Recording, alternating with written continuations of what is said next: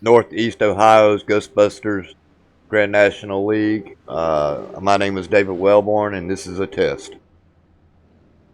And my name is Chris James. We're also testing the audio on my end here for Las Vegas Sin City 150. I don't think it's Sin City. We're also testing the audio on my end here for Las Vegas Sin City 150. I don't think it's Sin City. The audio on my end here. Yeah, we're in a loop now, but that sounded pretty good. Both of us? Yep. Okay, we're going to go with that. Yeah, about even. Yeah, we're in a loop now, but. Alright, I'm going to go ahead and do what I normally do. I'm going to go with that. Oh, yeah, about even. We're still hearing I'm still hearing us over and over again. Alright, I'm going to go ahead and do what I normally do. Oh, yeah, we're still hearing us over and over again.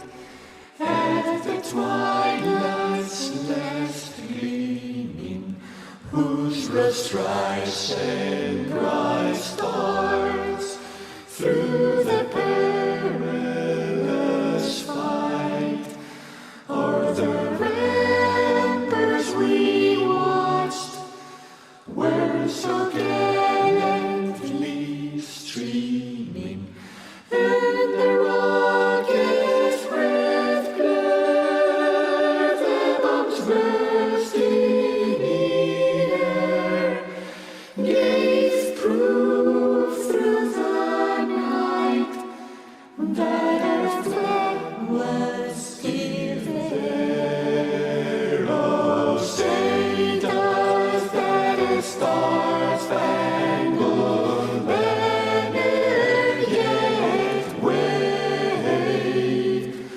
o'er the land of the free and the home of death with victory and peace? May the heaven-rescued land praise the power that hath made and preserved us a nation. Then conquer we must when our cause it is just, and these be our motto, in God is our trust, and the star-spangled banner in triumph shall wave o'er the land of the free and the home of the brave.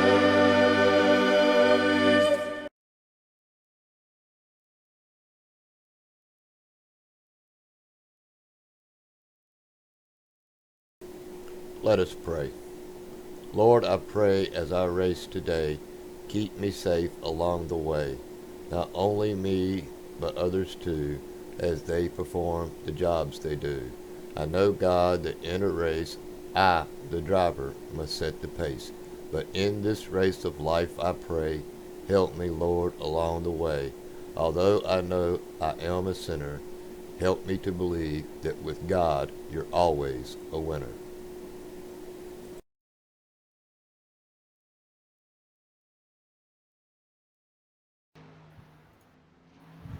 And good evening, ladies and gentlemen. My name is David Wellborn, and we are here for the Las Vegas Northeast Ohio Ghostbusters Grand National Series. My co-host is Chris James. We will be here for 100 laps. Hey, Chris, you got a track temperature for us? Yeah, let's see what we got. It's good to be back. Finally get my system working and up and running. Just been out there with you last week. But anyway, right now, looking like we got 103 track. Wow. It's 75 degrees outside, and it's partly cloudy. So these boys are going to have their hands full here tonight at Las Vegas. Every bit of it. I hope they didn't put their ice skates up for the winter. Yeah, because they're going to be slipping and sliding. Well, I'm going to do ahead as I normally do and give the top fives breakdown of last week's results and our current point standings. And while we do that, we're going to ride around with John Mullins. Let me get everything where I want it. Sounds like a plan. Alrighty. Okay, last week, and I am coming through again.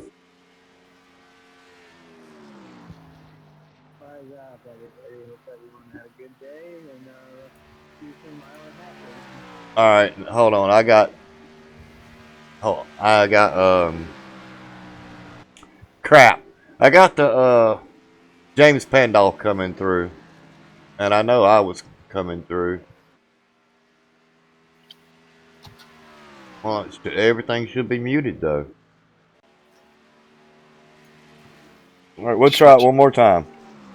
The Atlanta race last week for the Cup was Anthony Burroughs finished first, Mike Springer was second, Eric Johnson was third, Brandon Dalton was fourth, and Matt Lovett was fifth. In the Northeast Ohio Ghostbusters Grand National Series, Wade Hustad ended up finishing first, J.R. Hager was second, Zach Wentstein was third, Mark Vega pulled in a top four, and Matthew Kleinschmidt turned out the top five. In the Wynota Road Truck Series at Atlanta Motor Speedway, Jeremy Hebel pulled off two in a row, leading the only lap that needed to be led, the very last one, in both the Atlanta race and Daytona race. So he is currently first in the point standings as well, but we'll get to that in just a second. So it was Jeremy Hebel, Eric Johnson, Mike Lemon, James Larillo, and Martin Wenzel rounds out our top five. Now, currently for our point standings, Anthony Burroughs is in first place, David Wright is second, Aaron James pulls in the top three, Mitchell Briggs is four, and our very own Chris James rounds out the top five. So way to go, Chris. Yeehaw. Northeast Ohio Ghostbusters Grand National Series, the point standings is Mark Vega is in the first position, Zach Wetstein is second, Ryan Hesgard is third, Alan Bowman is fourth, and Clay Phillips is fifth. And again, in a Wynota Road Truck Series, Jeremy Hebel is first, Matthew Kleinsmith. Now I told you he was somebody you had to look out for. He is in second place. Eric Weatherholtz is third, Andrew Marsh is fourth, and Casey Drake rounds out our top five. So what do you think about that? Matthew Kleinsmith, he hasn't won a race, just being consistent, being in the top 6 or 5, and he moved himself up into second place. I tell you what, that's all you need to do is just stay consistent, be patient, just strike, just know when to make that move, and there's a lot to be said about just being consistent. Be there at the end when it matters. I've raced with Matt quite a few times out in some official races as well as some private hosted races, and that guy can run. Him and his buddy Jeffrey Meyer. Where he currently stand? Myers? I really have no idea. All I did was write down the top 5. I think he might just be right out the top 5, but definitely in the top 10. But they kind of run together. I believe they're teammates. So look for them to work together in those races. And this is the 150, right? This is the 150, yes, sir. All right, I'm just trying to get everything set up.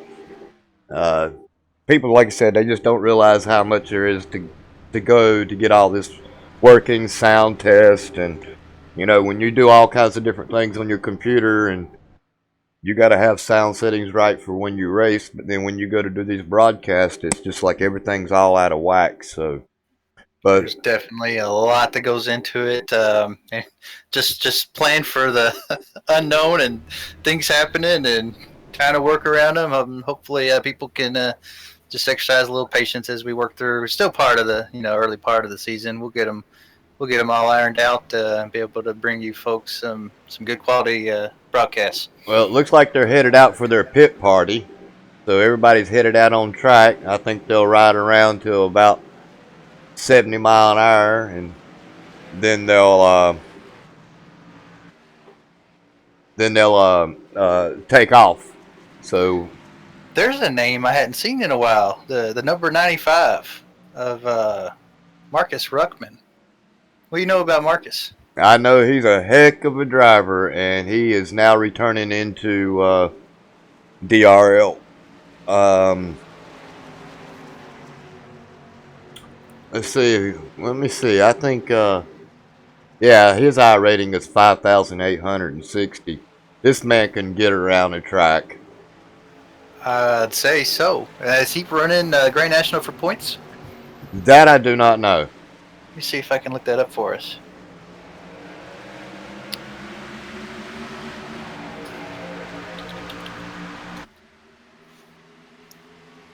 Well, it looks like it was a smooth pit party start.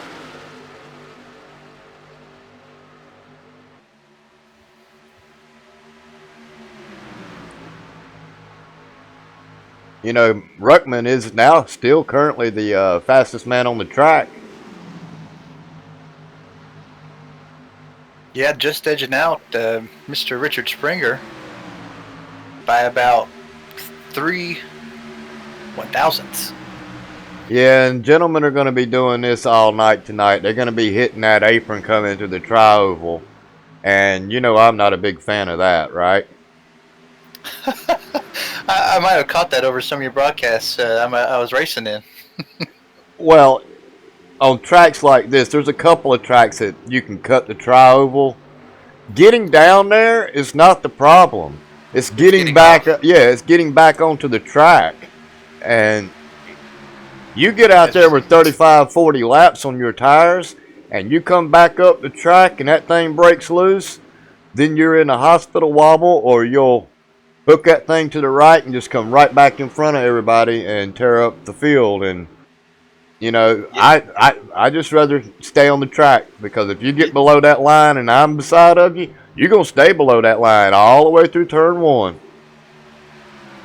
I hear you there, and if you don't get hurt in the wreck, you're going to probably be visiting the medical center after someone's knocking on your trailer door.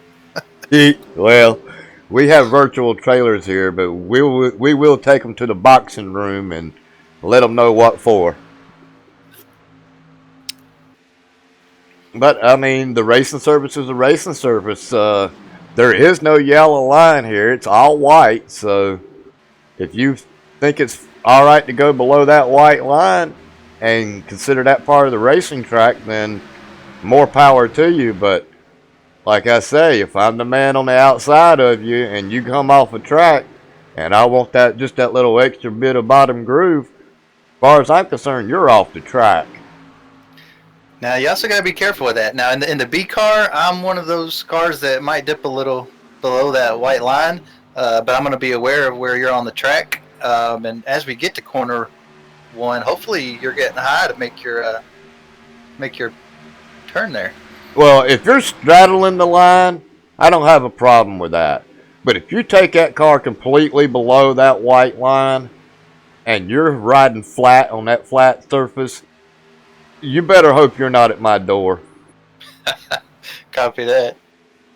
And now I wouldn't do something like that early on in the race, but if I'm in the top 5, you know, I'll give a little bit during the race. But if I'm in the top 5 and you're in the 4th position, you better stay on the track. I'm probably guilty of myself after or on a few of those official runs this week. Someone dipping down and keeping them down there. I'm like, all right, you want to be down there? Have fun. I keep them down there as long as I can before I make that turn. Yep. And it looks to me like we're going to have some turn 4 issues as people are sliding up the track coming off. It looked like turn 2 was going to be an issue as well, as the 95 of Marcus Ruckman has hit the wall. And I think he hits it right here coming off of turn 2.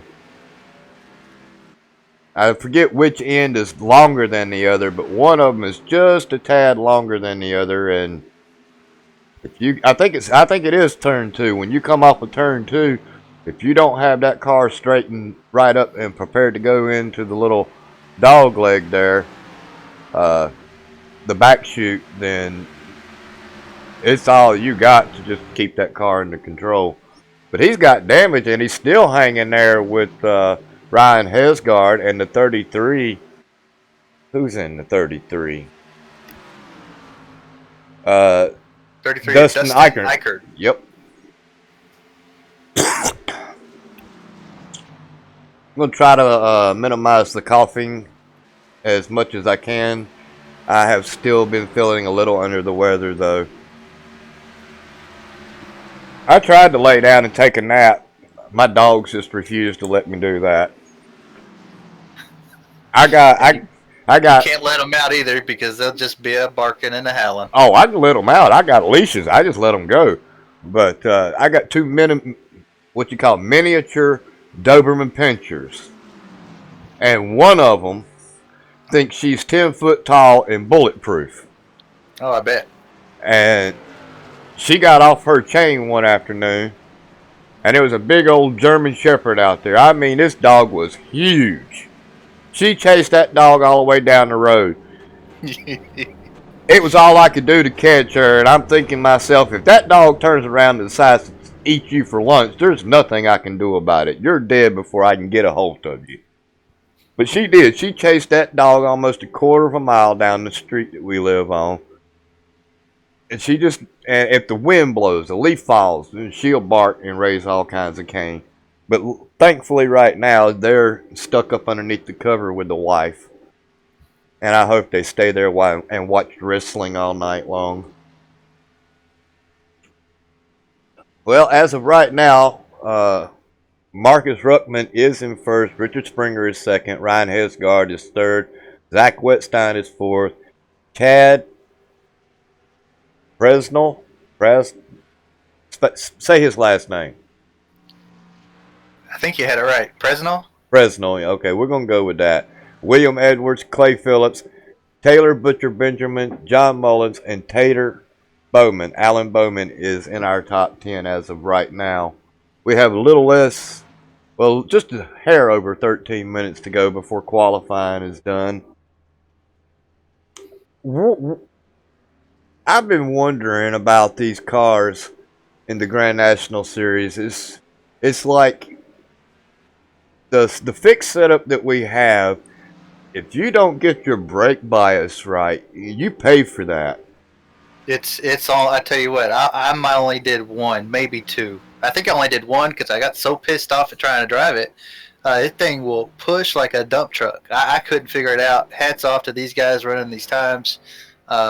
It's being in a fixed setup, and really the brake bias being the only thing you have to work with. It's really important to try and figure out what you need to do with that here at this track to gain an advantage, because you might get 2, 3, 4 laps in of it just feeling nice for it hooking up, and then that thing will just push high. Key is probably, like you said, backing up the corners, maybe adding a little brake bias to the rear, save a little tire. It's a handful. Well, that's for sure. Somebody was telling me they changed the brake bias while they're in the car. I didn't think that worked. I thought you had to actually make a pit stop in order for the brake bias to switch.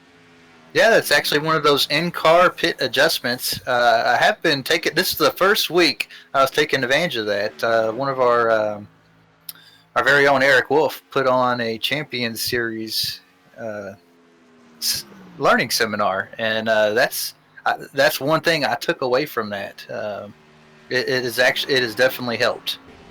Wow, that's something I'd have never thought of. But I set my brake bias, and I'm done. Once I run my laps, I practice the races, and I set the brake bias up for the longest part of the road for the run. You know, so when I come in off a pit road, I don't spin that car around. Now, while I'm on the track, I very, very rarely get hard onto the brakes. It's the eggshell motion with my brake pedals, so I don't worry too much about the brake bias. It's just getting off the track. That's what worries me. I like that, and I understand what you're talking about. You want to let our viewers know about the eggshell? Yeah, what we talk about when we say eggshell, you got to pretend that your gas pedal and your brake pedal has an egg up underneath it, and you do not want to break that egg. That's how these drivers are getting around here so smoothly. Is they're backing off really early, barely touching the brakes, and eggshelling that gas pedal as they come off, and usually that will re- reduce your plowing through the corners and pushing up in the turns. But you got to be real smooth with it. And there you go. And that's probably sums up my whole problem in the one I try to do. I was just after running about 10 open bees. I just wasn't prepared to not try and drive the car like I think it should be drove. Probably in my fixed runs, but yeah, you gotta be real easy. Take care of those tires, save them over the long run, and I probably should have run some B races this week, but I was not going to take the chance. I got my safety rating up a little bit, and I'm not going to worry too much about my A license right now. I can get it back, but well, I did a lot of testing this week. copy that. Never can never get enough testing in. That's for sure. I probably could use some more of it. I'm the type that's like, where are we at? Martinsville? Got any practice there? Let's go. Come on, let's run. See what happens. Oh yeah. Now you get me at Martinsville or Bristol. Yeah, I like those tracks. Those are driving tracks. I cannot wait for Martinsville. It's definitely in my top 5. Yeah, well, it's I won't say they're bottom feeder tracks, but if you get to Bristol, actually the high side's the best way to go there. But Martinsville, you better be on that bottom. You got to arc it in, and you got to be careful when you do that, because if you're coming from the top lane and you're going to arc it in, somebody's already below you, and you are going to cause a mess. There you go. But yeah, I do the same thing. You take it late apex, you kind of shoot straight into the corner, right, and then come out straight like a bat out of hell. And you're right. If someone's in there trying to dive bomb, it's over. Our next race is going to be at Sin City. It's the DRL Fast Lane Cup Series. It will be for 133 laps, 200 miles. That will be tomorrow night, starting around 9:25. The next race of our current series is Phoenix, and we will be running this on Monday night. It is 1 mile. It will be 100 laps, and these boys are going to have their hands full there as well. It's another hot, slippery track. I'd almost consider it somewhat of a finesse track. Well, there are two different Phoenix tracks, and we use the latest and greatest track that there is. I own both tracks, and I like the older track better than I do the new. But that's just my opinion. Oh, I'm with you. I've been running those pickup cups. Pickup cups are racing at the Free Phoenix this week, or they were. Probably just switched over because of week 13, but that's a fun track. Have you You know, bought? there's no dog leg there, so don't have to worry about people dive bombing down there and coming back up. Is It's just tomorrow? grass. Tomorrow, you going to pick up the new Indy car? I will probably be picking it up at some point, if not tomorrow. Well, I believe we're going to be running a Indy series. What's his name? Eric Weatherholtz is thinking about putting together a Indy series for DRL. I might have read something about that. Might have read a lot about that. In fact, first season, I believe it's exactly 1 month from today, on April 5th at Miami Homestead, if I'm not mistaken. It is. And that series, that's running on, is that Thursday nights? I really don't have no idea when it is. I know that I'm going to pick up the car as soon as it's available tomorrow, and then I will be testing because I love Indy cars. I'm wondering I wonder how many of the road courses it will actually be running in that, or if it's going to be mostly oval tracks. But in any case, I'm really looking forward to driving the new car. I've got about 5 minutes of Indy practice, and it's all at Charlotte. Oh wow, you don't know what you're doing. You take it I'll at get out there and fake it till I make it. oh, what is that track? California, USA.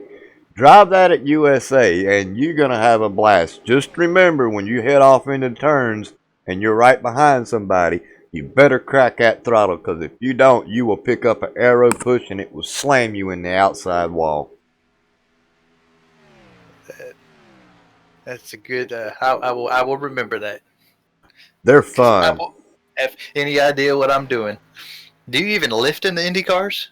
You What- better. like- You better at Daytona, Talladega, and USA, because if you don't, like I said, the arrow push is just so unreal that if you're two cars there, the very first car, you put so much downforce on him, he can just hold it and almost wide open. But you can't. You got to let off, because if you don't, when you hit the center apex of that turn, you will start plowing through the center of that turn. So you got to really let off a great deal. And what it does is it will suck you up to the back end of his car, even though you're letting off, so that when you get to coming actually off of it, you can mat it again and you will shoot right by that lead car. Man, that sounds like a lot of fun. It is a lot of fun. There's a lot of lead changes in it, a lot of passing. I have a blast anytime any Indy car comes in at the USA. I'm running that. I love it. Wow. I And can't. as we were talking here, Marcus Ruckman has increased his lead. Yep. He's up to a 30.799. James Panoff has moved himself up into the top 10. You can't never count James out. Never. Never. He's another one of I would almost compare him to a Clyde Schmidt. Yep. Those two basically have the same driving style. They just ride around, try not to get caught up in anything, and then you don't even know they're in the race until the race is over, and you go, well, where the heck did he come from? Oh, this is that's kind of a funny story. That's been me for the longest time on iRacing. You wouldn't know I was in the race. We knew you was in a race last week. You took the words. I kind of kicked it up a notch, and I think I might have offended someone up in the booth a bit there, David. I don't know about that. I'm not going to comment on that one. If you noticed, I did not hit anybody. I will not go 3 wide unless I can do it safely, sir. Well, you was sure doing it. That's for sure. It's fun, all in good fun. Yeah, I mean, I don't know who I was talking to, and I've probably heard it on NASCAR Hub and racing magazines. But if you see that gap and you don't go for it, you are no longer racing. Well, that's true. But VR has definitely increased my confidence in tight situations like that. Prior to that, I was working on 146 monitor. No way in hell I would have tried to go 3 wide. And if you got me up against the wall, I was going to be in that wall. Yep. And it's just come with VR and confidence and being able to see your surroundings, know where the other vehicles is. I mean, graphics aside, the consistency. VR won't necessarily make you faster, but it'll make you consistent and safer. Well, both those things kind of go hand in hand to make you faster, but consistency definitely first. I tell you what, I just don't know how I could live without my virtual reality. It Couldn't do is it. it is one of the greatest tools I've ever bought for iRacing. I can take all the classes I want. I can read the forums. I can watch all the videos I want. That doesn't help me as much as putting on that VR headset, putting myself inside of that car, and then being able to turn my head and see where those cars are actually at. 3 monitors is not the same thing. It is definitely not the same thing. Definitely better than one, but no, you can't. You cannot beat the immersion um, and situational awareness of what's going on out there. That's for sure. And you know exactly how close those cars are to you in VR. There's really not that much judgment that you can make with 3 monitors or just one. Exactly. So when those two trucks left a gap, guess where Chris James was? Right in the middle. In that gap. Uh, Yeah, it was fun watching the race. I got screwed by caution on that.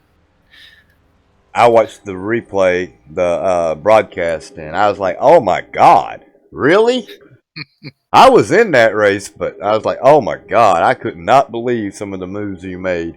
All right, we're going into qualifying now, ladies and gentlemen, and we got a couple of cars that's getting ready to start. They definitely want us to watch there is going to be, and I'm going to go ahead and say and call it Marcus Ruckman on the pole.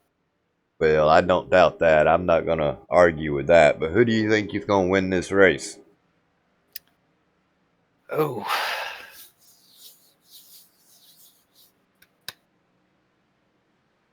That is a hard decision because being fastest here Doesn't and making mean it through 100 anything. laps at Vegas is going to be two completely different stories, I think. Yep. Now, I'd say if Marcus can keep himself out of trouble and they don't have some Chris James behind him, he might he might come out victorious. Well, he's probably going to be one because of his I rating, but I'm going to go out on a limb and I'm going to say Clay Phillips is going to do really well here tonight.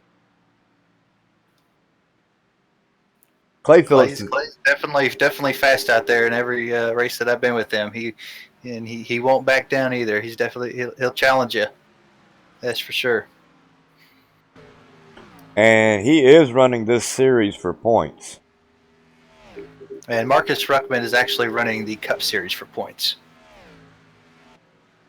Well, then, if he wins, it will be null and void for the point status. Yeah, that's just going to be for them bragging rights, right? Well, why is it not?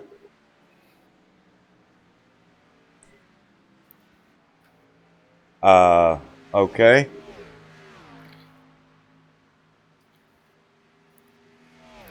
Oh, I know what's going on. Duh. And it looks like Zach Wetstein is currently second. That's a real shocker to me. Richard Springer's on the pole as of right now. Oh, Nope. as you said that the 95 took it over. Yep. Wow. But you know what? Zach had a good race last week. I missed with y'all at Atlanta. He finished top 5. Yep. There's Taylor Butcher Benjamin. I like that snap-on car he's got. And he's currently running in 15th position as far as the qualifying is done. We got Casey Drake, J.R. Hager, and Daniel Hallis have all yet to complete a lap. And it looks like J.R. Hager is on the track as of right now, so we'll follow through with him and see what he gets.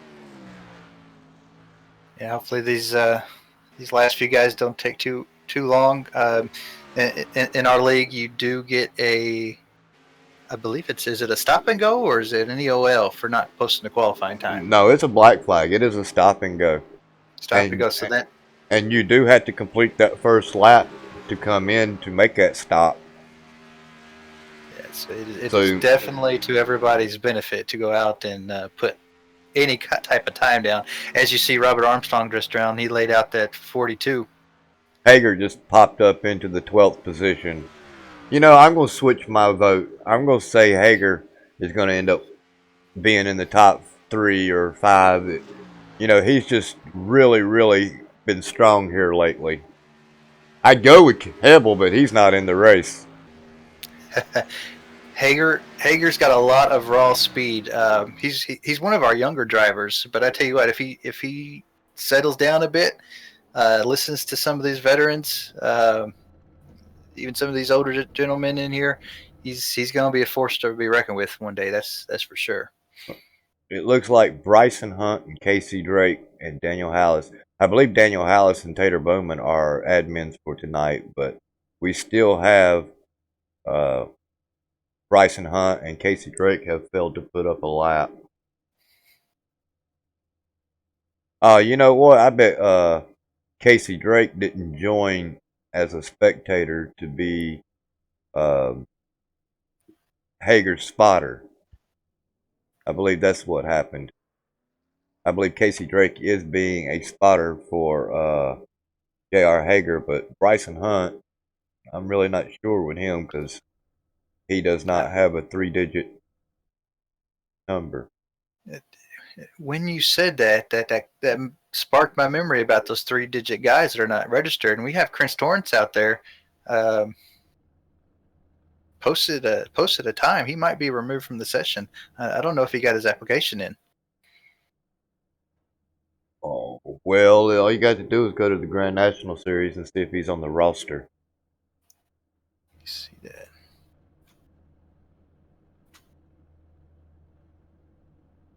Okay, we need.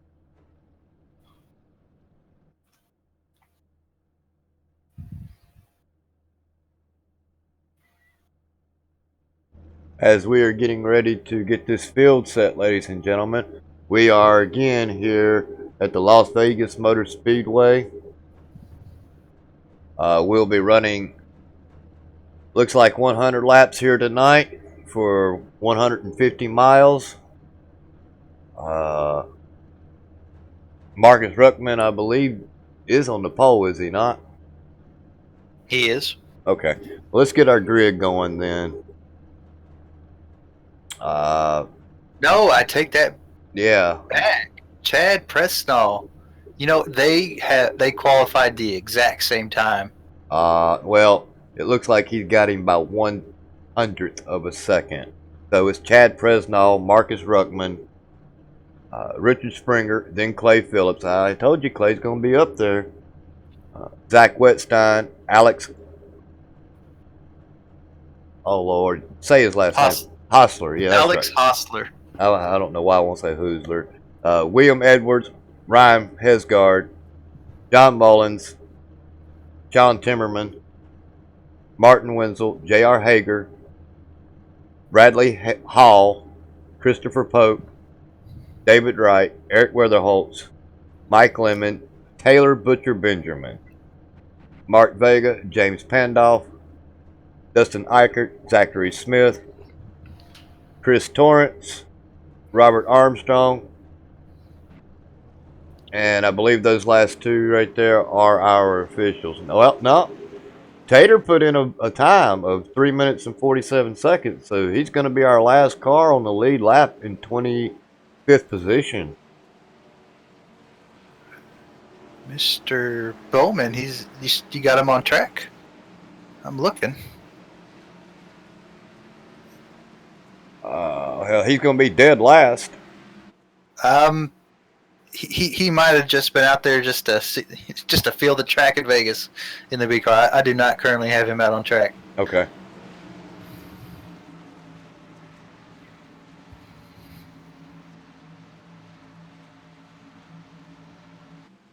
And I'm hoping we don't experience too much lag here tonight. But the field is set and we are ready to go green flag racing. Oh man, I hate to do this, but I'm going to have to update my paints one more time.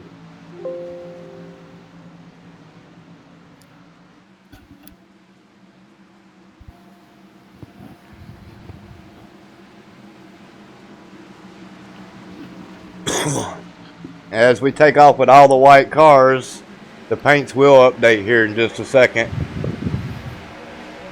Chad Preston gets a good start. Well, I guess the 55 is running a default paint scheme. That's the only reason I did the update on the paints, is I thought he was running a different kind of paint scheme. But Presnall is still holding his own in the first position, with Ruckman behind him and Richard Springer following close behind him. Clay Phillips is riding a little high on the outside.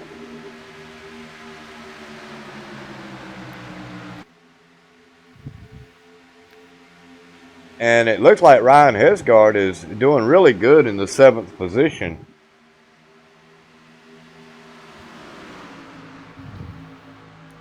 Let's see how long it takes before they start clipping the apron. Oh, the 21 got into the back of the 95. Just a hair. I think he backed off again, and they were both able to save it.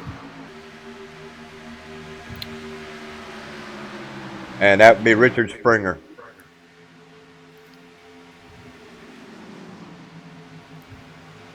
Well, I don't see any damage to either car. No, we got some side-by-side action back here. Looks like is that the 15? Yeah, well, it looks like Ryan Hesgard might get him on here in turn 3. Yeah, they're starting to go single file now. Field's getting settled in. Everyone's getting ready for the long haul. As that 95, he's liking below the white line there. Yeah, and the 43 is Sean Timmerman. I thought he was going to stick his nose up underneath Alex Hostler. Well, as 21 goes to make a move on 95. And he's going to do it on the high side. I don't think that's going to work out for him. Oh, the 99 just cut off Hesgard.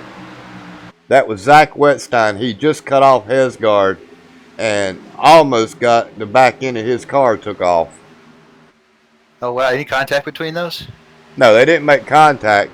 But Richard Springer did pass Ruckman on the outside. So well, 21 is charging. And he is now working on Presnall. And he's got that position as well. Richard Springer is your new leader. Wow. We got 3 wide back here down the front stretch.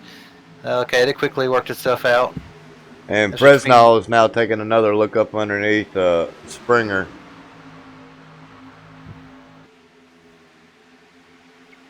We look like we've got about 12 cars in that first pack, and then it breaks up to about 6 or 7 in the other. Oh, this is a good battle. We about got 3 wide again. About mid-pack there in the battle for, looks like it's a battle for 10th. That'd be John Mullins and Martin Wenzel.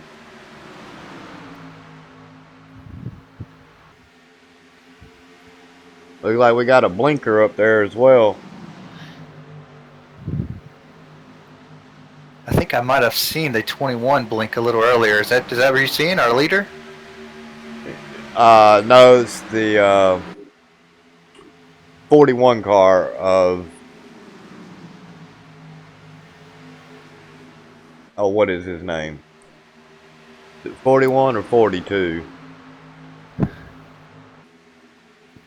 Oh, 42 would be David Wright. Oh, that's who I saw blink out a couple of times. Now it's the 43. 43 would be Sean Timmerman. Yeah, he's the one that I seen do a couple of blinks. He was taking a look on the inside of, I believe it was that Ryan? Yeah.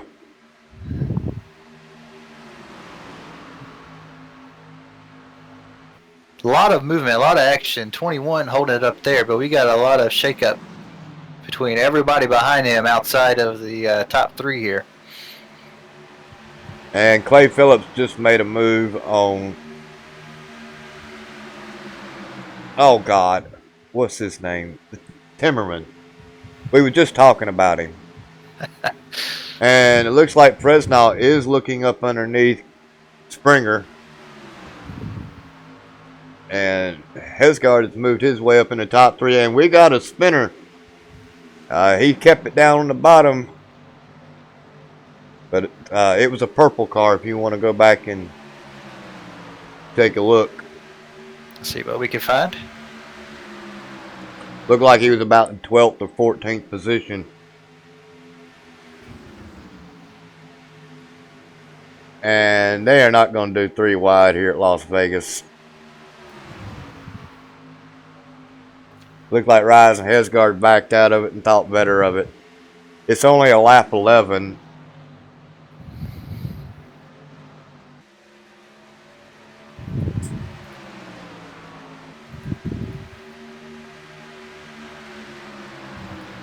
I'm just wondering if Fresnel's sitting there just riding.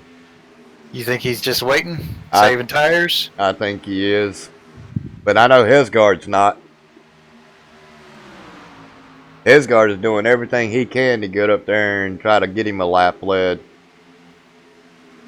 And that purple car is now on the outside, 3 wide and in the back.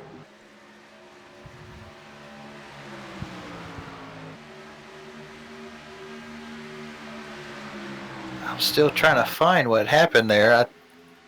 I might need to update my trading paints. Yep.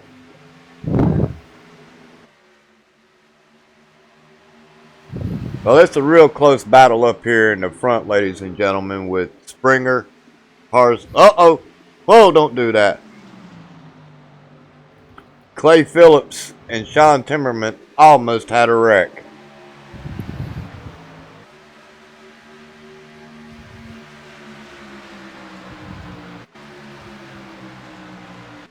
All right, we do have an update. At the beginning of the race, Tater Bowman did lay out a time. He actually lost connection. As we do have a caution.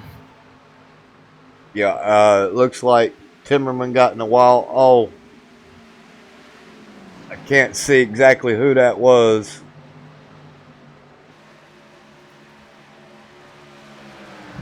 But I'm just wondering if he's the one that come back onto the track. Looks like the 15. All right, let's Yeah. see.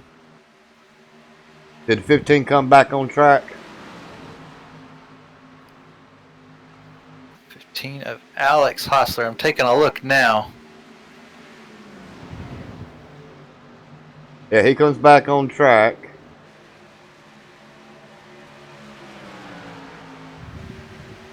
And David Wright's got a lot of damage to the front end of his car.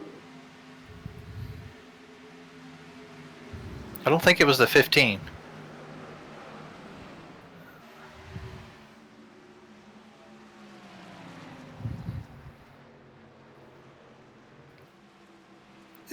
Okay.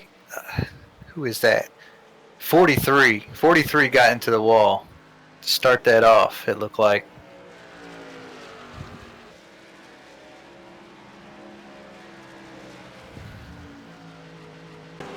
.43 gets into the wall. It looks like, I think, 6 of Clay Phillips. Swerves to avoid the mess, bumps the 75, and it looks like, yeah, it's the 75 that actually came back out on the track. But it was someone hit him. And Richard Springer is going to power the car off of pit road.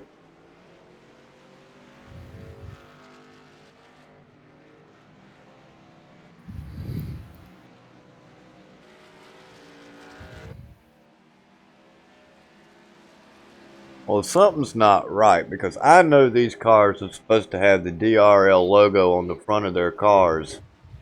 So I'm going to do it one more time while we're under yellow.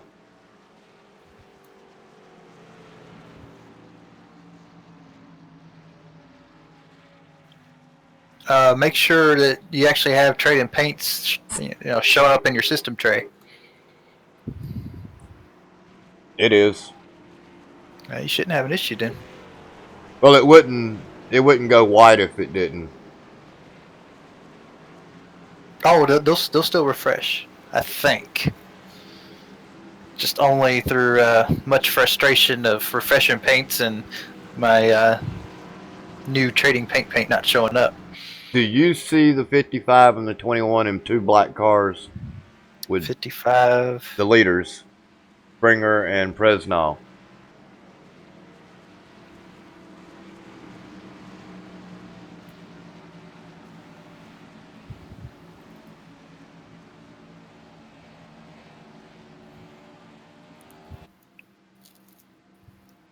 I am showing Springer in a orangish car. Looks like Hellman's. Yeah, the 21's got Hellman's as a sponsor on his hood.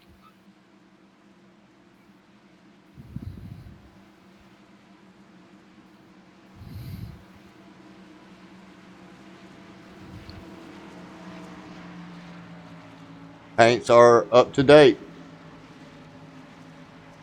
But I am still showing Springer and Presnall both in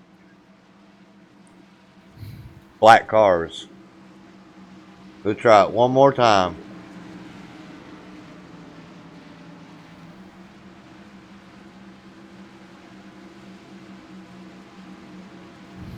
Nope. It is not going to give me their cars. Now let me make sure it's not on my end. I want to say Hellman's might actually be a default iRacing sponsor. We'll get this figured out. Well, I think you might be showing them correctly, because my trading paints was not running. okay. Well, I know we're what? This is the 3rd race of the season, and everybody should have already had the DRL banners across their windshield. Absolutely.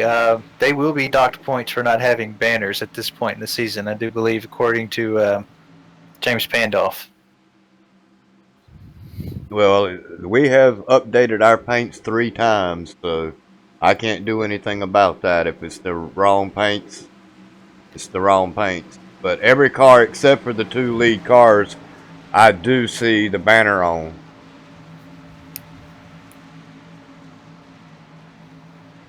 All right, and the lights are out on the pace car. And I believe Presnell's new to the league, and Ruckman both. But Ruckman's paint's already updated, and he's got the banner as well. Pace car just down, and they are off. Springer wastes no time to get in the lead, and here comes Ruckman up underneath the 55 of Presnell.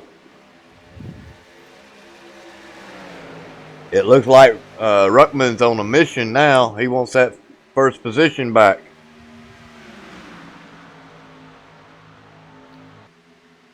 Looks like he's going to work him on the inside down here in 3. Let's see if he can complete it. Springer went way wide. Way high. And that allows both Ruckman and Presnell. Ruckman led that lap. And it looks like Springer is doing everything he can to hang on to 2nd and 1st spot, but oh wow. That Springer takes it over. Ruckman just went right in between Springer and Presnell, and there was not room to do that. But he made it work.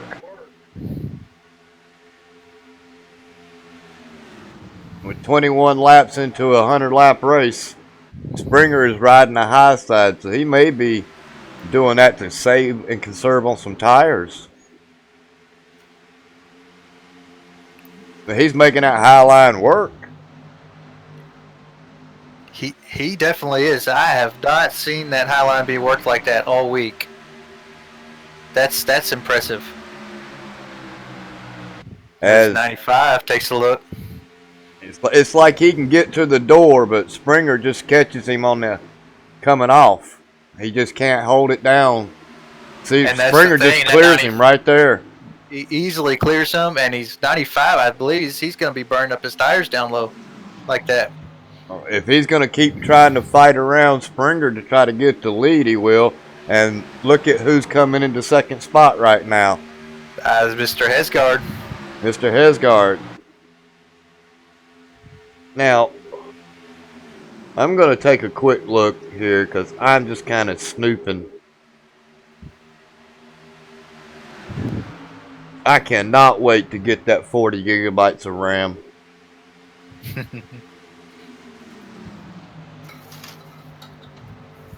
Hesgard is riding around, and William Edwards is his partner. Clay Phillips and Jane Pandolf are together.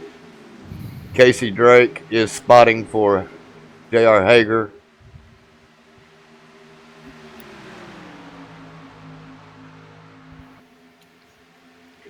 Marcus Ruckman and Sean Timmerman are teammates, they're in Do Not Disturb. Dustin Eichert and Robert Armstrong are in race chat. But Ruckman, let's see, where is Richard Springer at? Richard Springer is still our leader out there, I know for sure. Oh, I'm looking for the teams in chat. Yeah, his team chats, I know. Well, it don't look like he's even in chat right now, but if he ends up winning this race, he will be. Taking a look on the inside of 21. He keeps taking that look, but it just doesn't seem like he can capitalize on it. I think Springer might actually let him go this time. It looks like he's letting us go, but 21, he's sticking true to that same line. We'll see. Oh, it's 95. He's figured out his game. He comes down, he blocks the 21 of Mr. Springer. And that's going to allow Ryan Hesgard to move into the first position. Yes, sir. David Wright is on pit road. He's been on pit road for quite some time. See if I can't get rid of that. Yeah, this is the 21 and the 55 made contact. The 21 hits the outside wall. Goes. Oh, he's keeping it. He's saving it. Yeah, he's got some major damage on the right-hand side of that fender. Absolutely. His pit crew's going to have a handle when he comes in. Well, I hope he comes in and gets it all done and doesn't do what a couple of other drivers did last week and didn't get the damage fixed. They paid for it later on. I believe Ian Hesgard was one of the drivers that did that last week. So the 43 and the 21 of Richard Springer are damaged cars on the track. And Richard Springer was our leader. It's a shame that happened to him. Ryan Hesgard. He was running really strong, and running up with Marcus Ruckman. He's one of our higher I rating drivers now, I believe. With if I'm reading it correctly, I rating of 5860. And Presnell does have damage on the fender of his car too.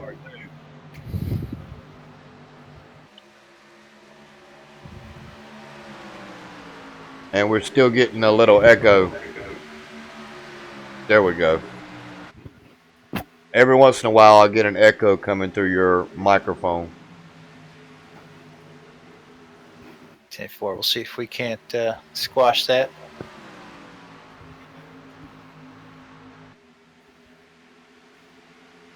And it looks like since all of that happened up front, Ruckman is pulling away. He was currently our fastest car last time by with a 31.954 lap time. And looks like Zach Wetstein is now trying to make a move to get up underneath Bradley Hall. And was not quite able to make that pass work just yet. But he's going to continue to work on him. And Clay Phillips, if if Wetstein doesn't move on, Phillips is going to figure out a way to get around him. And Hostler, he's right there in the mix as well. As Hostler does make the inside look up underneath Phillips. And he's going to make that work.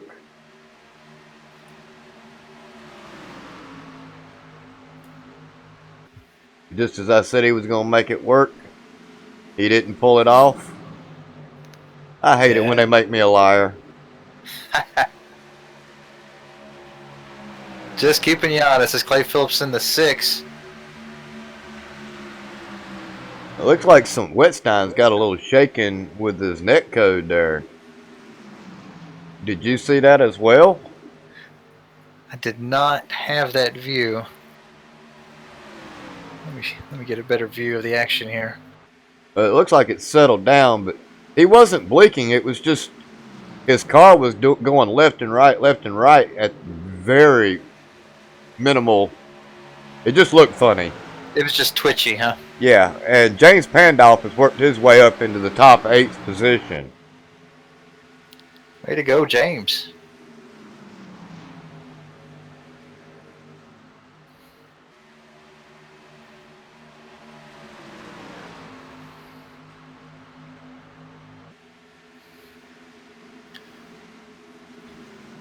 And the 15, Hostler, is looking up underneath.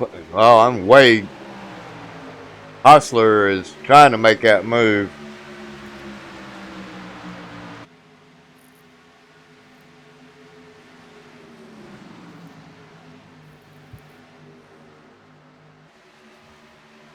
Let's sit right here and see if he can actually pull it off. I'm watching now. He falls back behind Clay Phillips. Clay Phillips thought he was held up by the 60. Makes a shot to the inside. Yeah, he almost nailed him in the rear end. Yeah. Clay Phillips makes that pass. Yeah, we got a caution. I seen the 18, but I don't believe he was actual caution. He was already down on the bottom of the track.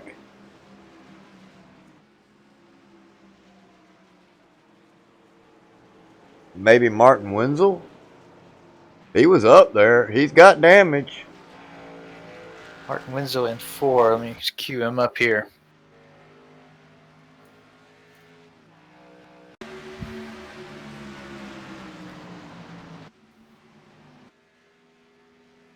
No, he's already got the damage. It wasn't him. He must have had some trouble early in the race somewhere that we missed.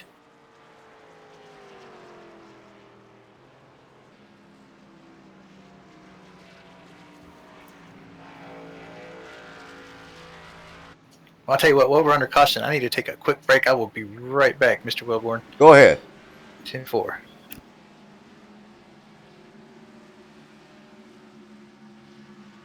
Well, currently Marcus Ruckman is our leader, as I'm steady working these boxes. Ryan Hesgard is in second position, but they're all on pit road, and I'm waiting on the replay to catch up with us.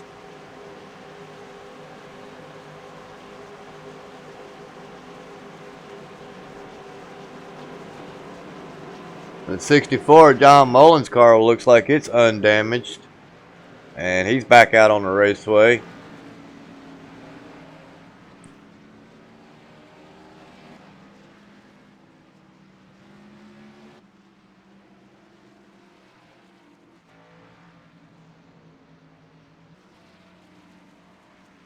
And it's showing Hall.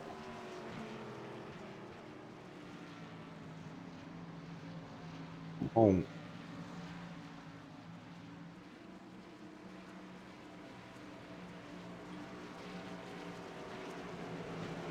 A little further over, if you will.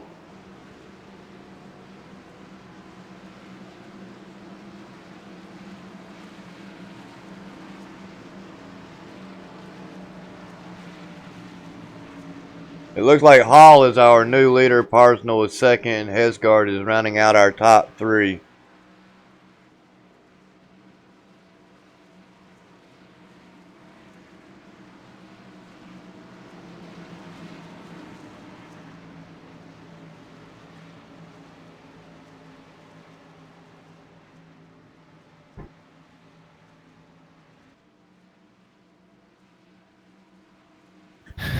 All Get, right. man, my timing screen is so messed up, it's not even funny.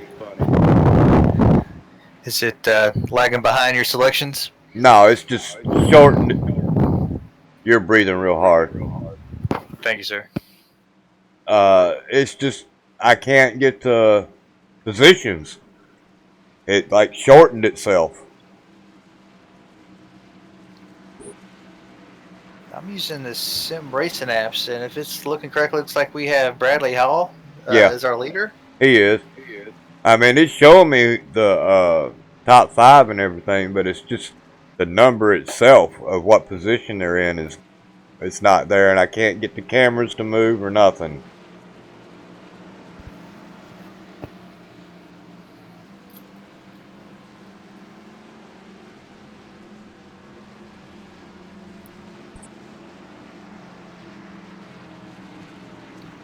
I'm going to attempt one more time to get on Bradley Hall.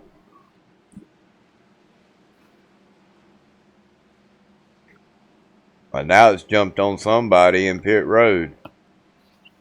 Yeah, I think it's doing the delayed reaction deal. It's doing whatever it wants. I cannot wait to get the upgrades for this computer.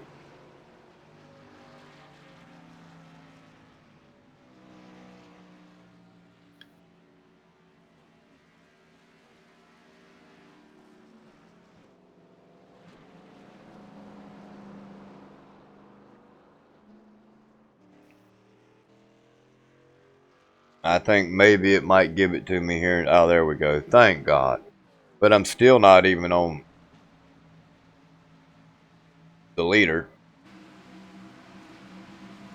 It's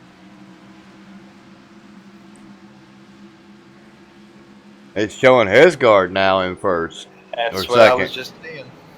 See, this thing's doing whatever it wants to.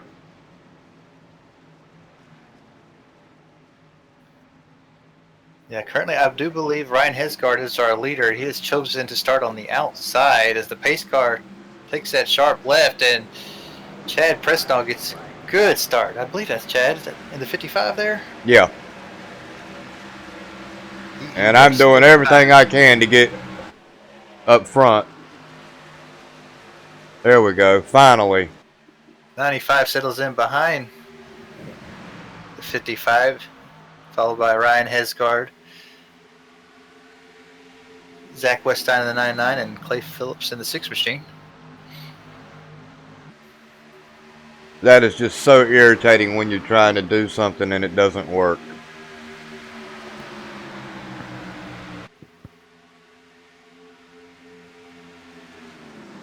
I would have liked to have seen how much damage was fixed on Richard Springer's car up underneath that yellow.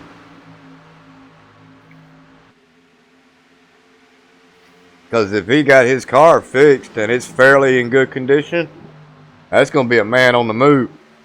Let me take a look here. The 21, the back of his machine is still perfect.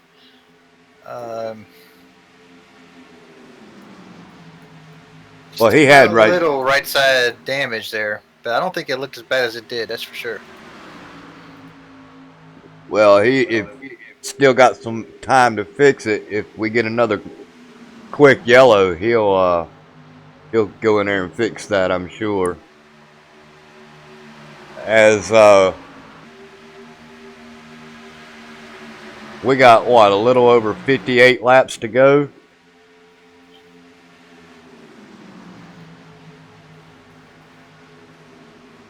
That is correct. As Clay Phillips just set our fastest lap, or had the fastest lap this last time around. 31.214. So watch for 6 on the move.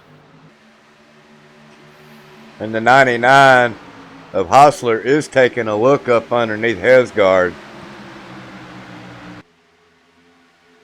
I think Hesgard might push the issue a little bit here.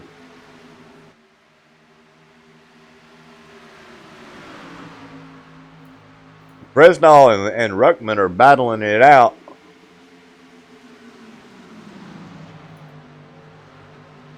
And it looks like Ruckman has figured out that that high line is the way to go from riding around Springer.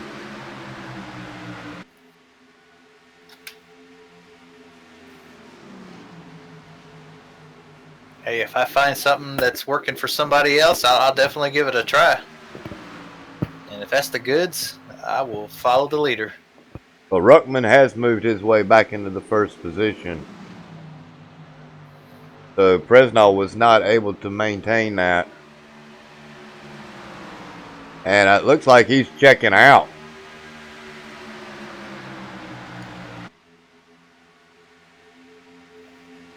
Looks like Sean Timmerman's on pit road. He must have got into the outside wall again.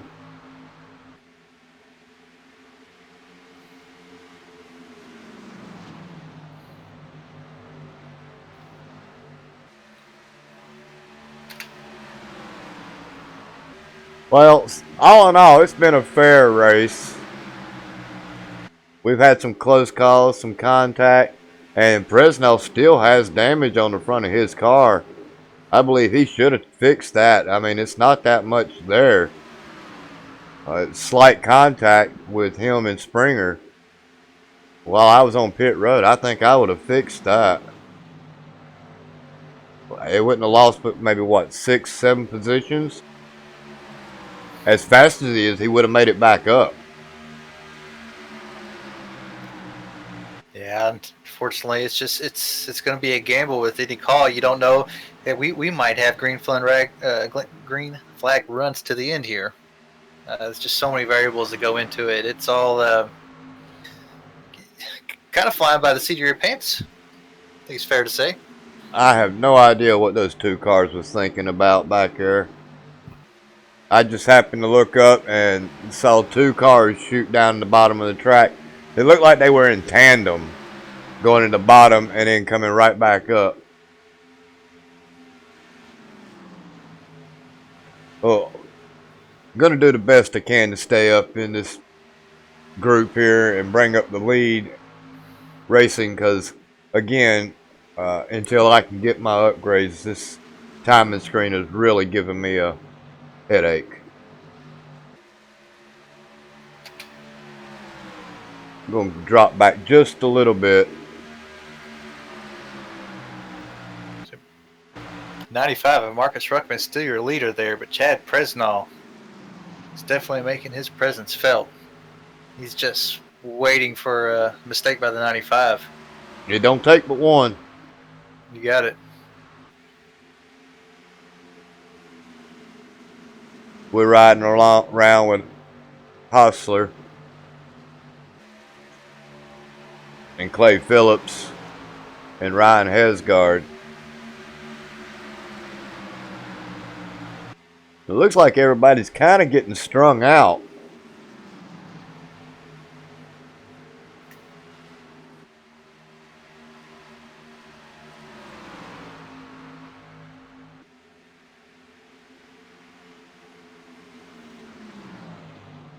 Wow, that's the fastest they ever went back up to the front. As we are now halfway, ladies and gentlemen, for the Northeast Ohio Ghostbusters Grand National Series here at Las Vegas Motor Speedway. And we've had one yellow. We should have had more than that, but these drivers are a lot better than that, and they've managed to keep it clean and green, all but the one yellow that we've had so far.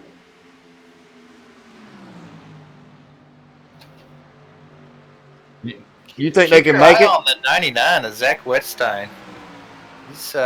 He's in third right now, and he appears to be gaining on 55 of Chad Presnell. Yeah, he's really been working.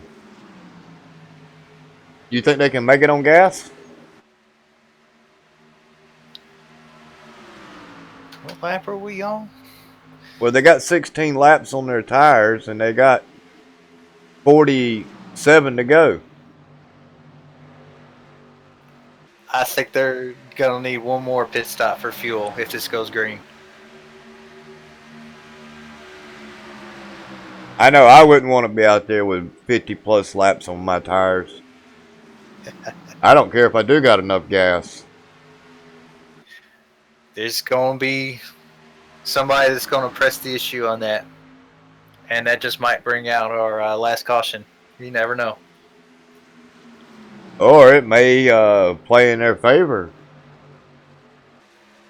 You know, this is a gambling city. There you go.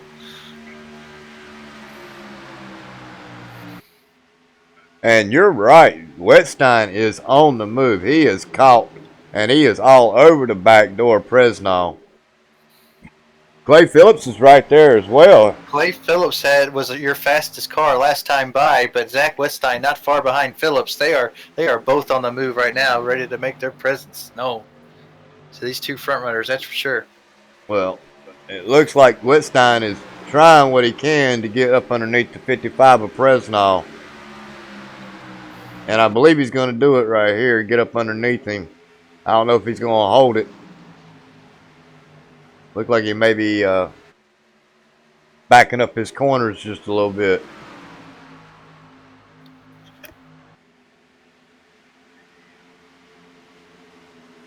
Did you just see that 3 wide? Unfortunately, I missed that. Now, where are we looking at? It looked like it was back there with Richard Springer, Eric Weatherholtz, and Taylor Butcher Benjamin. I believe those were the 3 cars I seen back there as they come off. They were 3 wide.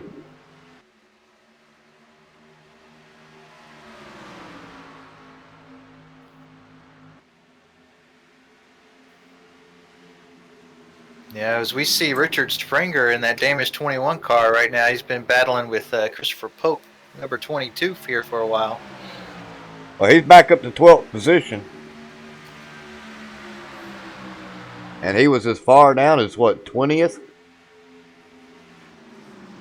At least he was, absolutely. Uh-oh, J.R. Hager is on pit road. Oh, no. It's actually Wonder if that's a... stop. Is it? Hey, Daniel, what's up? Hey guys, how you doing? Hey, Daniel, how's it going, Mr. Hallis? Pretty good. Doing pretty Watching good myself. Fantastic race here. Hey, Mr. David, can you hit the little thingy that shows the series? You mean the auto thing? It should have... Wonder why it cut off. I don't know, but the O2, it was definitely a scheduled There it stop, goes. So. I will be glad when I get this system updated. I know I've been harping on it the last couple of weeks, but everything's ordered. I'm just waiting now.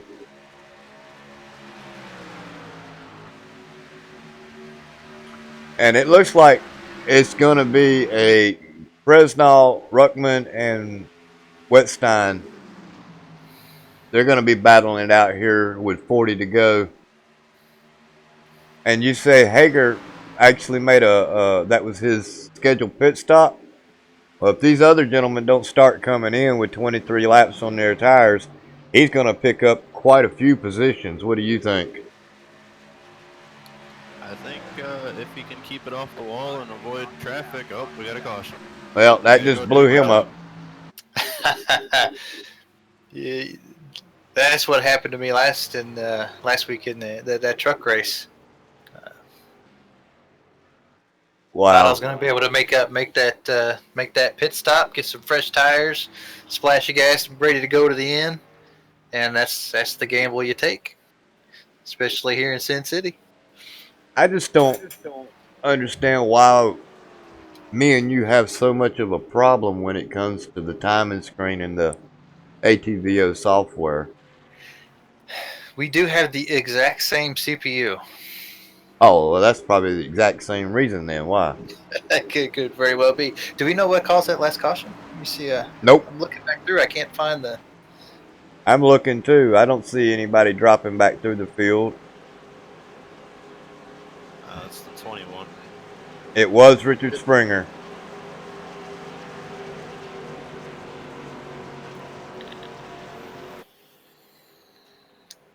And if I can get him.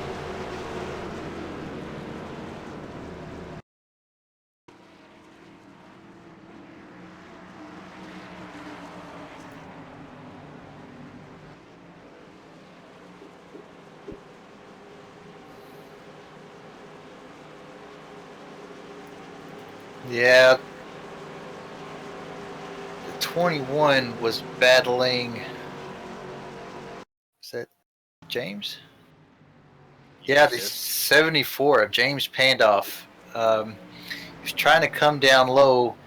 21 realizes he's about to make contact with James. He tries to correct. He overcorrects and just comes back up into James, who unfortunately looks like got the worst end of that as he hits that inside wall hard. That actually might be the day for Mr. Pandoff, unfortunately. We'll see what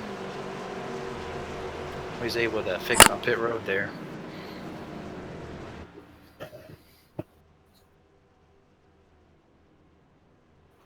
I believe that new I ordered the i7 4.3.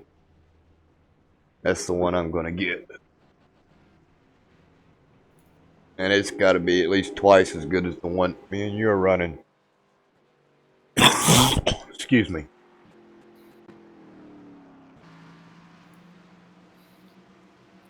And it looks like the 21 was given the EOL penalty on that last caution. And I am now showing the 78 in the lead. That's got to be a lap car who's trying to get a waiver around.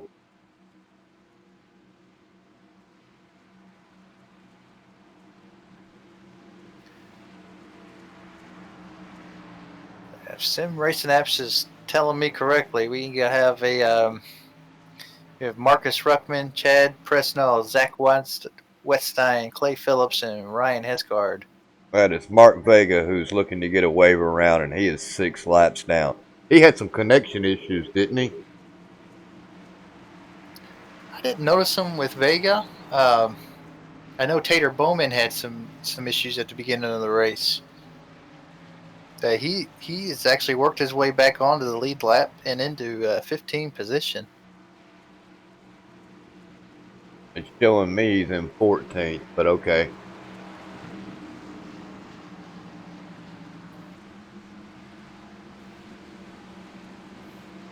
And I believe Vega is going to get the waiver round this time.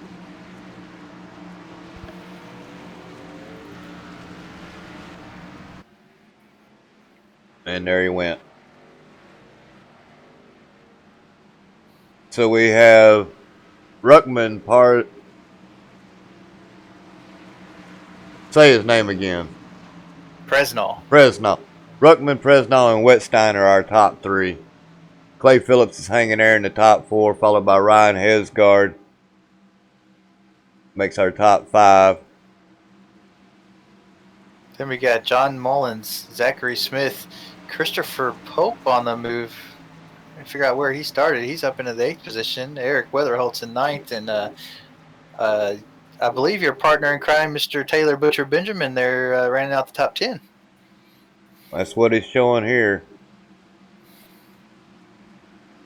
And the lights are out, so we should be going green here in just a few seconds. I would love to get back to the top of the timing screen.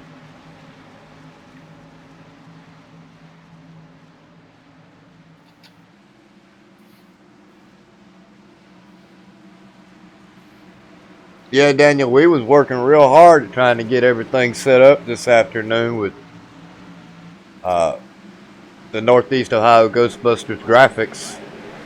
Oh, man, there goes the 95. Marcus Ruckman caught everyone off guard. I believe 55 of Chad Presnell thought he was going to jump early. These cars, they can't go until the green flag drops. Is that correct? They can go as soon as the pace car is gone after the initial start. But it looked to me like Presnell actually run Ruckman down off the track. That's what it looked like to me. And we got Wetstein is now trying to take a look up underneath Presnell. No, Presnell's going to get around him. 99's going to fall in behind. Clay Phillips close behind him as Ryan Hesgard looks like he's going to try to take a look to the inside as Clay Phillips falls back behind him. And Presnell is now taking a look, but he's still got that right fender damage. I tell you what, he's making that car work. as it looks like he is going to be able to complete that pass. And Wetstein is too. I thought Wetstein was going to make that pass as well.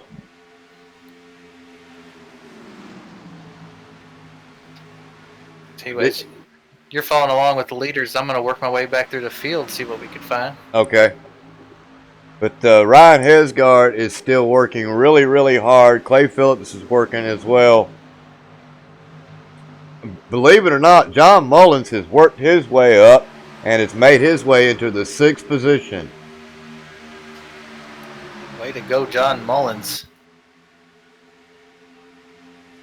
We got 32 laps to go. Everybody's got fresh tires. So it's time to go, gentlemen.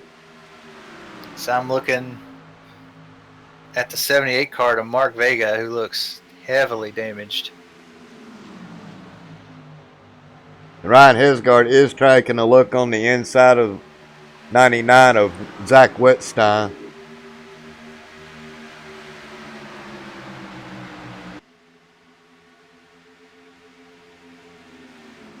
I think it's going to come down to whether or not these first two drivers up here burn off their tires and whether or not Wetstein and Hesgard can keep the cars off of each other.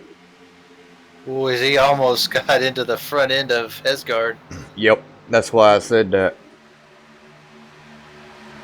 Because they should have been a wreck right there.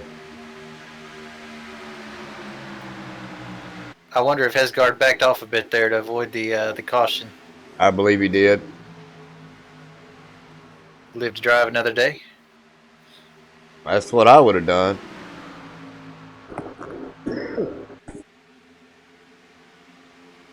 John Mullins is sitting right there in behind Clay Phillips. It looks like he's trying to take a look up underneath him.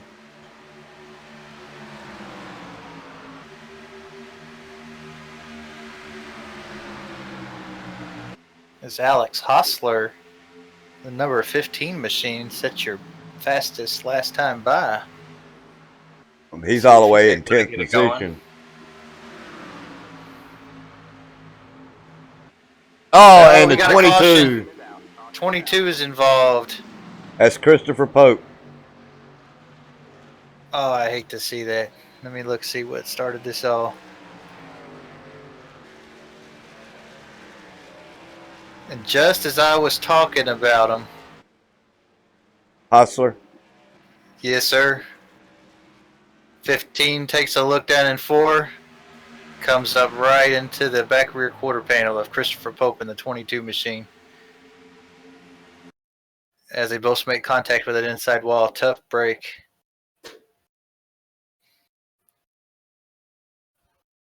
Well, I've currently got it paused. So I can get on the 22 car. Robert Armstrong in the number 3 has also got caught up in that. Number 3, is that what I said? Yeah, number 3, yeah. Robert Armstrong.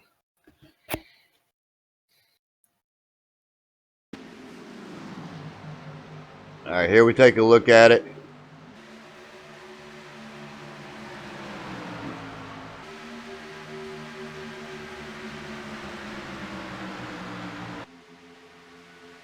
Seem to be doing all right till right about here. Looks like the 15 gets up underneath the 22 and just catches that quarter panel and turns him. That's what I saw too, and you can imagine the 22 is not too happy. I wouldn't be happy either.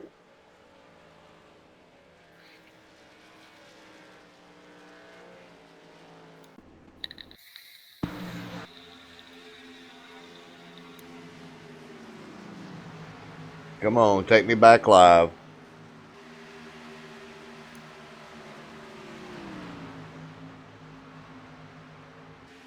And the 22's trouble continues as he oh, it looked like skid right past his pit stop for a moment, had to back up a few times. Looked like Hager might have been involved in another crash back there in the back.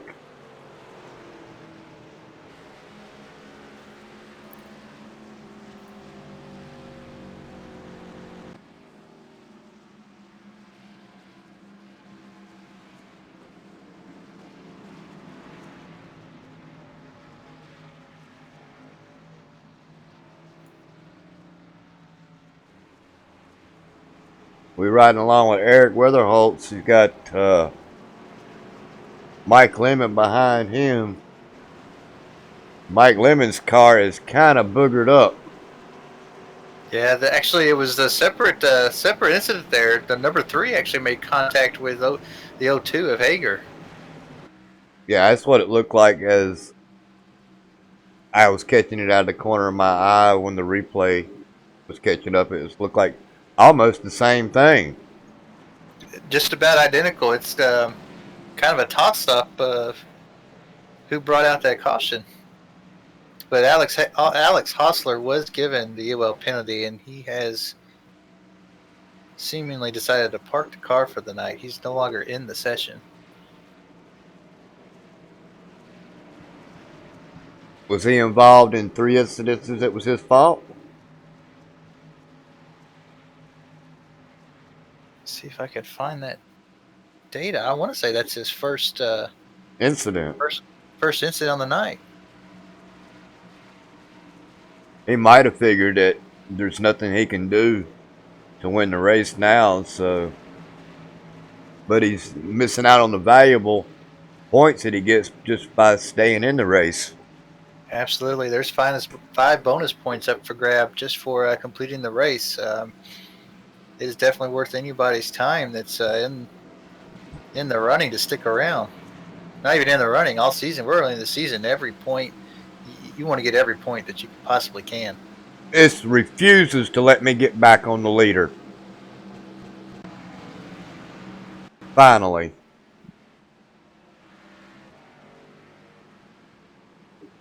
I've been clicking for the last good 3 minutes to try to get it back on the leader, and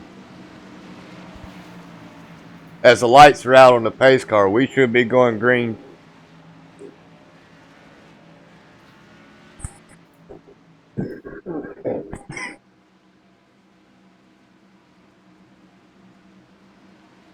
That's a crying shame for Hager. He's on pit road for an extended period of time.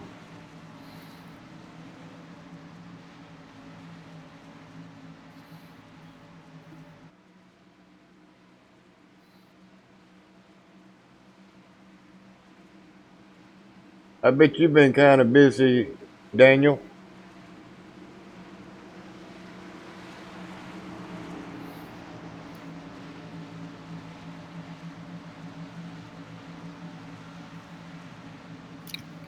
Thought he was still in here.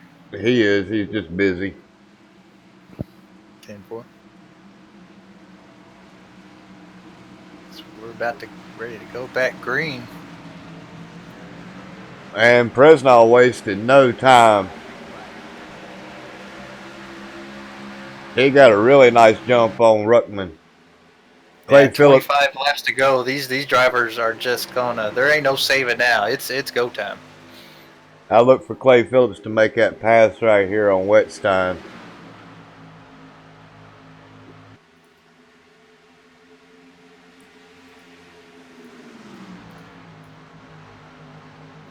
I'm hoping nobody gets the bumper, the old bump and run with 24 laps to go, but you never know.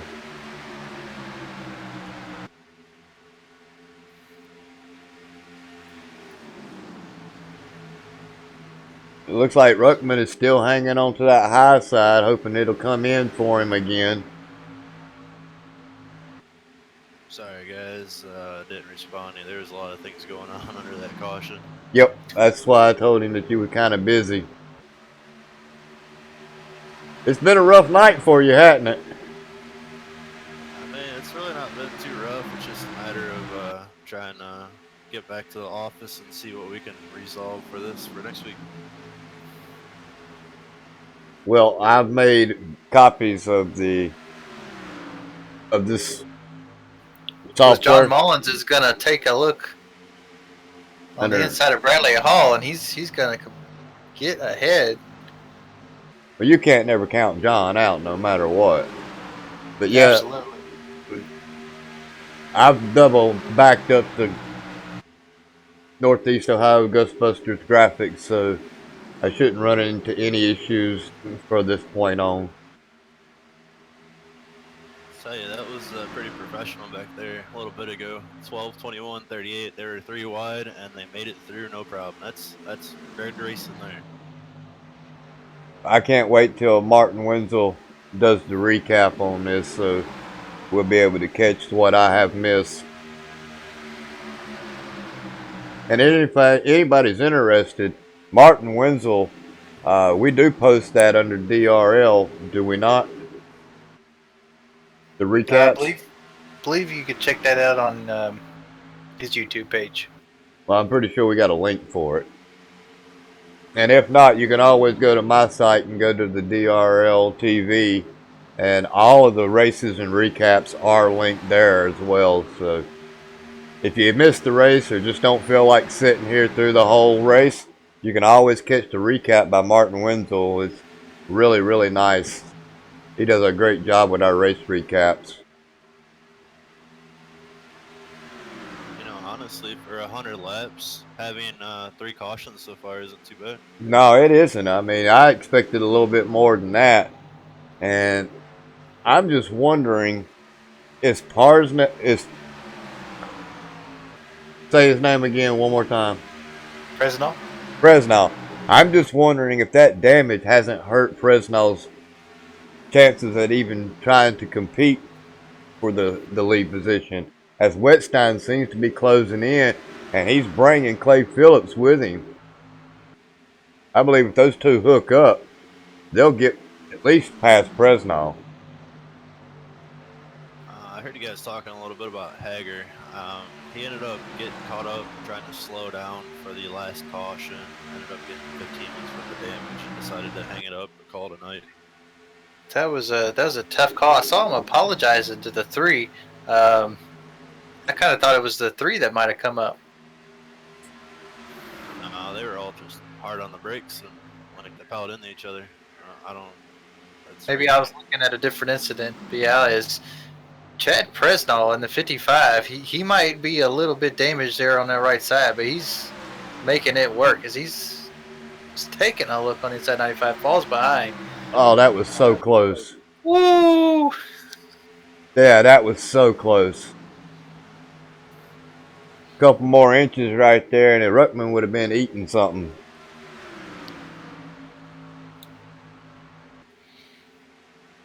Well, we're going to have an exciting 15 laps here, as I'm sure these 4 gentlemen up front are not done with battling each other.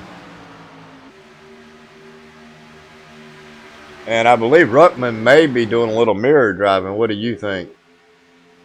It's definitely looked like he is trying to fend off the 55. Well, you know what happens when you do that, right? Well, for me, it never works out for me. You asked Ryan Branch about that at Texas. Well, you burn your tires up more, and you're more apt to make a mistake. You know what? It wasn't Texas. It was Atlanta back in the Winter Series. But you're absolutely right. You just got to ignore that rear view mirror and keep doing what you're doing. It's on that driver behind you to make the clean pass, right? It is. I got the position. If you want it, you got to take it.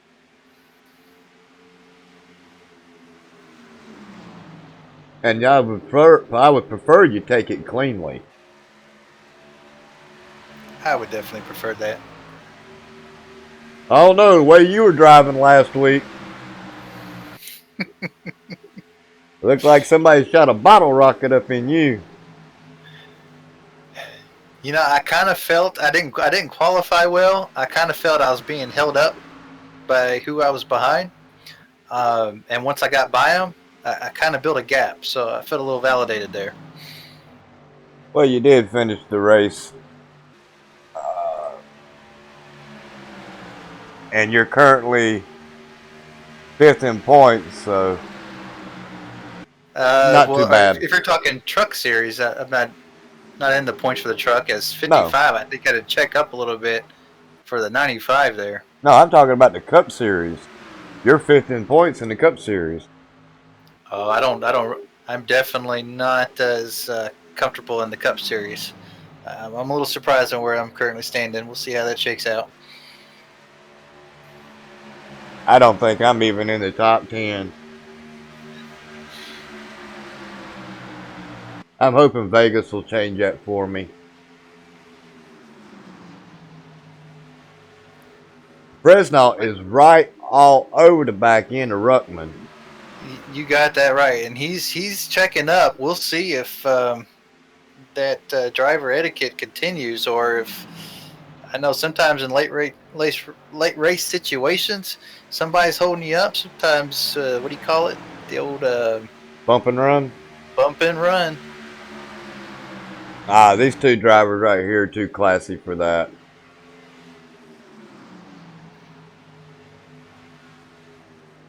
But I think he is just keep playing peekaboo with him, just to see if he can't get some extra burn off on the leader's tires.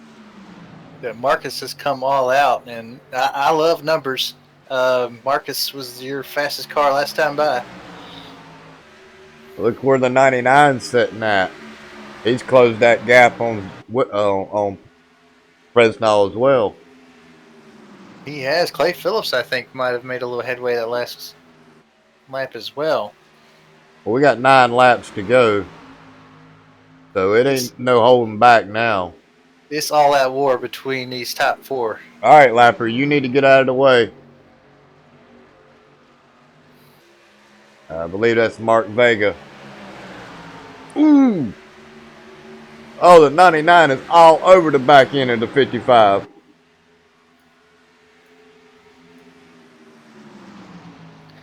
And Vega riding along in that 78 damaged machine does allow the leaders to pass with no issue there.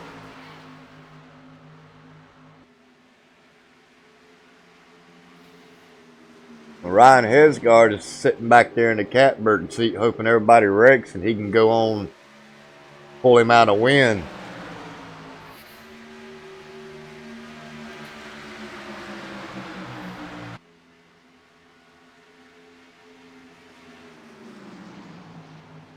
I hope nothing happens up here in the front.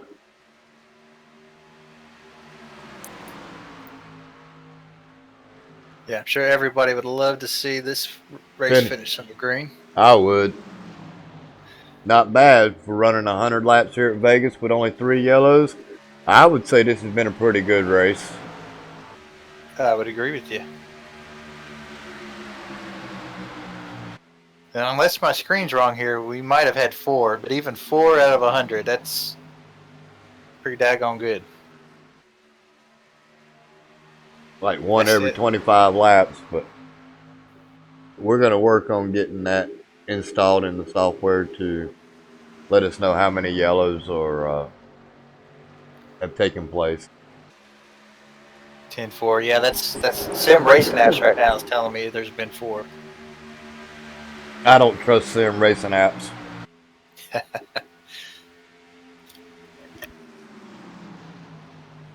And Clay Phillips is up underneath Wetstein. He is done playing. And he almost got into him.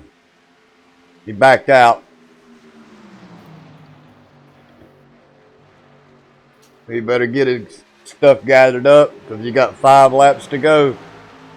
I'm not even driving and my heart rate's going up watching this. It's going to be a real close battle between these 4 gentlemen right here. The next car closest to them is over 2 seconds back, so it's going to be a battle between these 4 drivers. And I just happened to think of something. Ruckman's, this is going to be his first race, so that's probably why his car looks the way it does. Without the banner.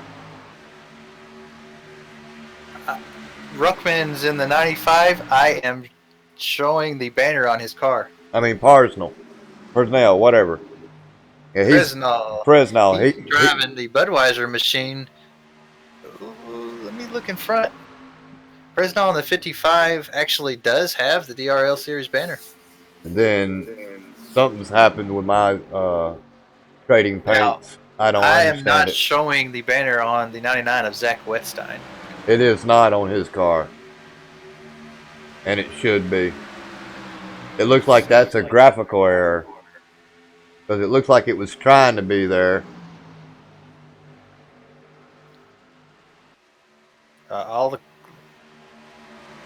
oh man, as we come. And there goes Wetstein. He's taking a look up underneath the 55. And Clay Phillips is going with him. And Wetstein has done it. He has took his position away.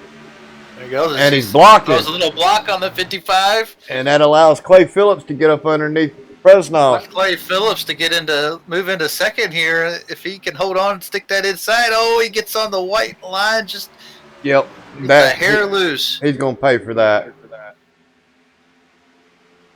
And it looks like Wetstein is doing everything he can to keep that second position.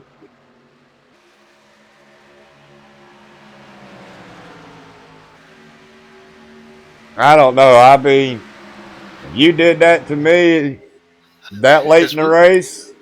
We get the white flag. Oh, it's going to be over no matter what now. Even if the yellow comes out, the race is done.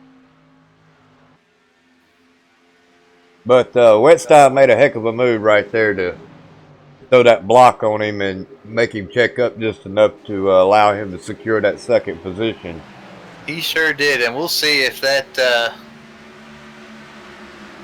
brings more interesting racing and later on, as Marcus Ruxman will be your Atlanta 150 winner. Way to go, Marcus Ruckman. Zach Wetstein coming in second, Chad Presnell on third, Clay Phillips in fourth, and Ryan Hesgard rounds out your top five there. Well, Ryan Hesgard, he sat right there all night long. You know, he's another one that will just ride and wait and be patient. He'll also take risks. We got a car just suspended in midair there. I don't know if you see that. Nope. It's 95 will take his victory burnouts.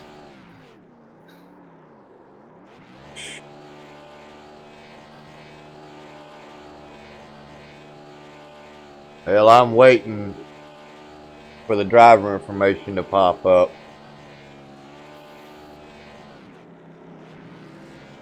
So we'll say unofficial results. Marcus Ruckman winning. Zach Wetstein second. Chad Presnell third. Clay Phillips fourth. Ryan Hesgard fifth. John Mullet sixth. Eric Weatherholt seventh. Bradley Hall eighth. Richard Springer, after having some early trouble, works his way back up to the ninth. And our very own Tater Bowman comes in the 10th position. Well, Richard Springer really did a nice job right there to come back after battling that damage. You want to pull in Mr. Ruckman? It would be a pleasure.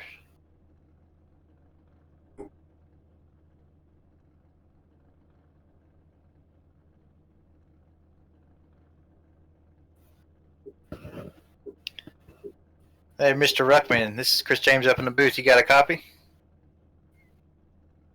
Yeah, go ahead. Man, well, you did it. Awesome race from the start. I think David had something to say to you. This is your first race tonight, wasn't it? Yeah, this year. Well, that's a good way to start out your racing career in the DRL 2018 series here in the Northeast Ohio Ghostbusters Grand National Series. You started second and you got the first position. Was you really worried too much about losing it right there at the end? Yeah, that last run, I thought I burnt my stuff up pretty good, to be honest. With about 10 to go, I was still trying to run that high line out of 4, and I could not get it to turn there for a while. But finally started to come back around once I cooled it down a little bit. But you and Presnell did a lot of battling back and forth. It was really surprising that you didn't do as much mirror driving as I thought you was going to. Yeah, I thought I could a little bit if I really wanted to, but I don't know. I kind of enjoyed a little bit of side by side there. That was a lot of fun with him. Well, early on in the race, did you happen to learn that that high line was working for you by following Richard Springer? Yeah, I was trying to run about a lane or two up and like on that bottom seam there, and I just wasn't making it work. But then I saw Springer come flying around me on the outside. I decided I better try it. Kind of worked the whole rest of the race. So thank him for that one. Yeah, he really was really working that high line, and if I don't believe if he had messed his car up there, I believe you'd have been battling him right there at the end. But you got anybody you want to give a quick shout out to, or any thanks or like that? Yeah, give a shout out to you guys for putting this on and Northeast Ohio Ghostbusters there. That was a lot of fun.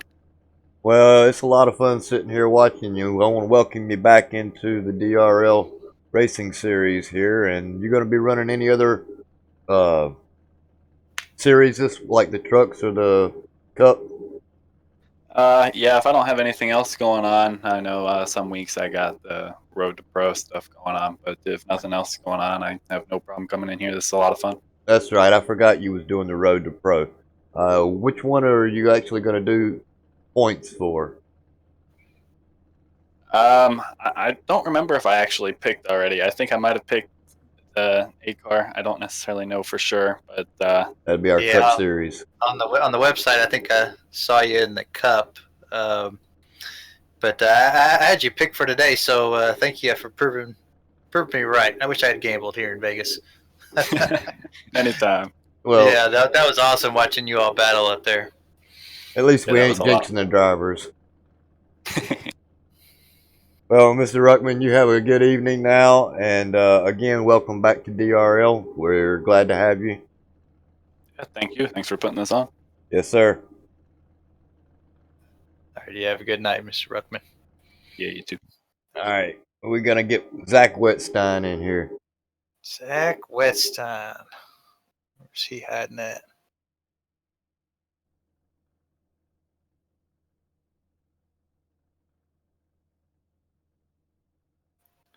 Actually, there he is.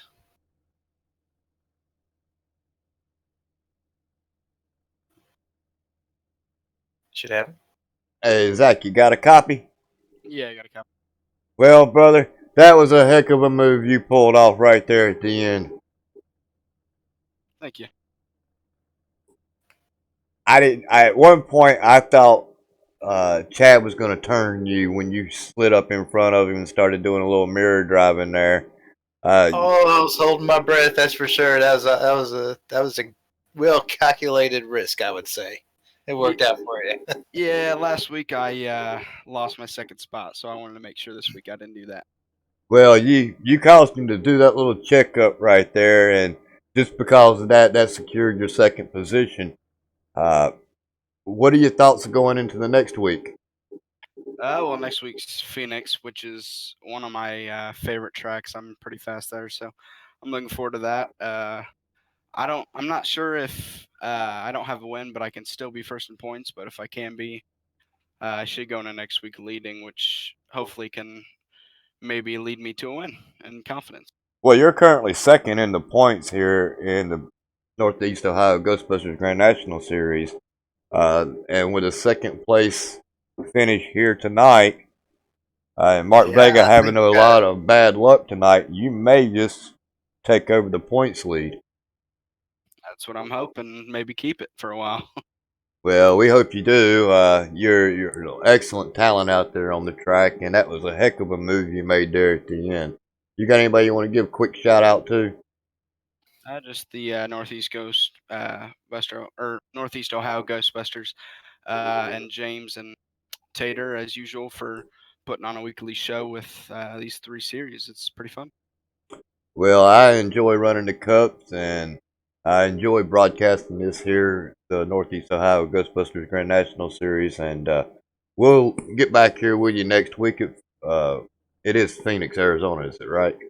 Yeah. Okay, well, we'll see you at Phoenix, brother. You have a good night. I already see you. And is Fresno available in chat? Yeah, there he is. I'll drag him up. Hey, Chad, this is David up in the booth. You got a copy? Yes, sir. Gotcha. Well, you almost completed your second place. Zach Wetstein pulled a little move on you there at the end. What do you think about that move at the end? He kept getting me coming off of 4, and I backed up the corner going into 1, and I figured I'd cross him over if I get a run coming out, but he just carried the momentum and took it on. That was a pretty slick move, and it worked out. And he had to actually force you to check up just a little bit there, didn't he? Yeah, I like racing tight.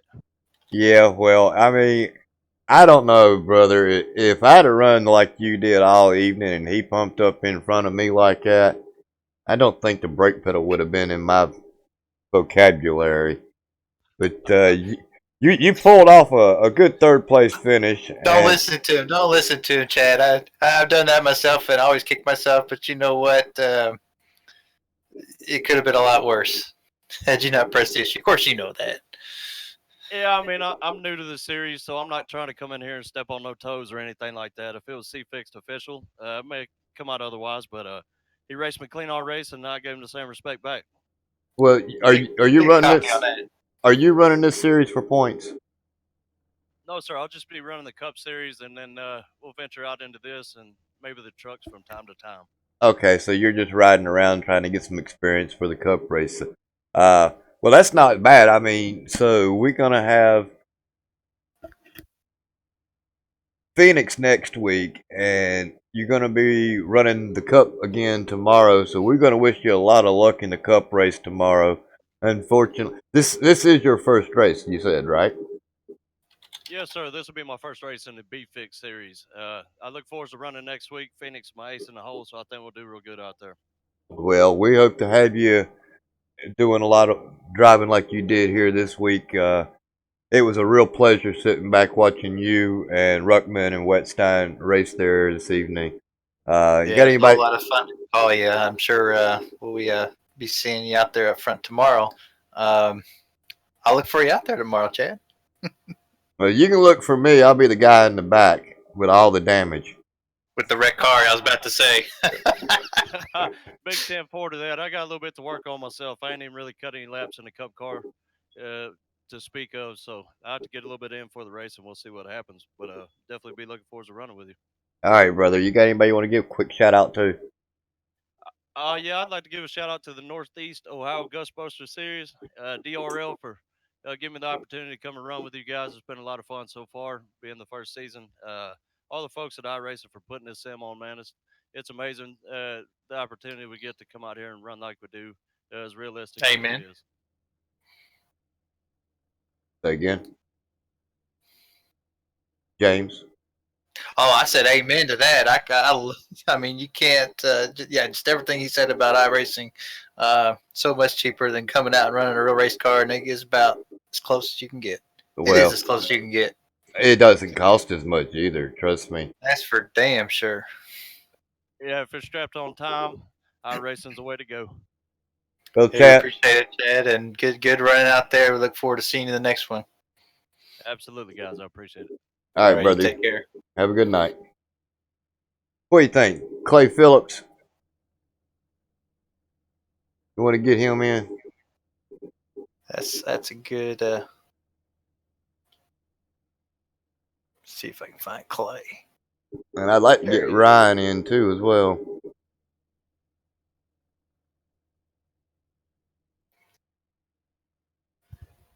There you go. Hey, Clay, you got a copy? Yes, sir. I got you. Well, you hung out in the top 5, top 6 all afternoon. You had some close calls there, some really nice battles. You finished out in the top 4. How's it feel, brother?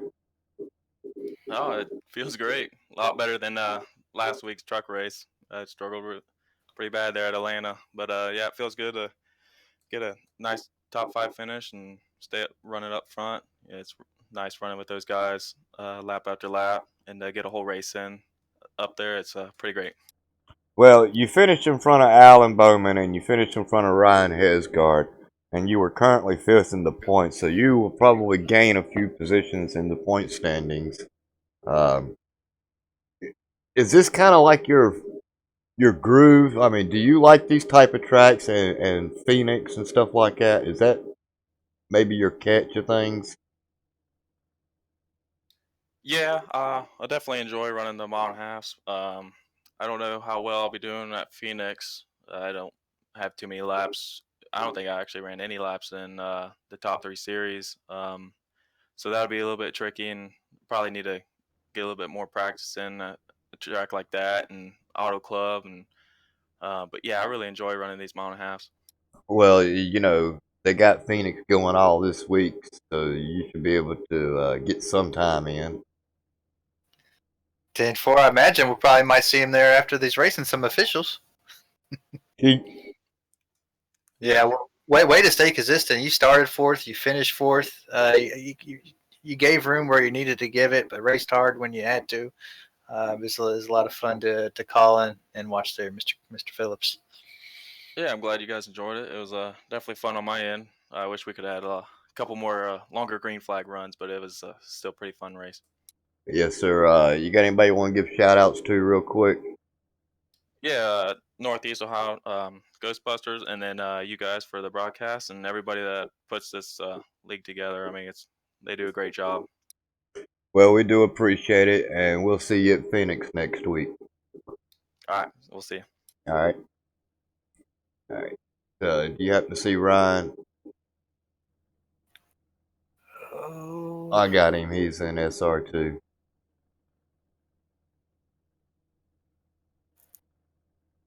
Did I move him in the right channel? Of course I did. you got him. Oh, I did. Hey, Ryan, this is David up in the booth. You got a copy of us? Hey, David. Yeah, go ahead. Well, you did all right tonight, brother. Hold on. Let me find out what you actually did. I got to. Oh, he's a strong top 5 finish. I believe he started in 8th, so definitely worked your way up. I saw you challenging for quite a few spots higher than 5th, I do believe, there throughout that run.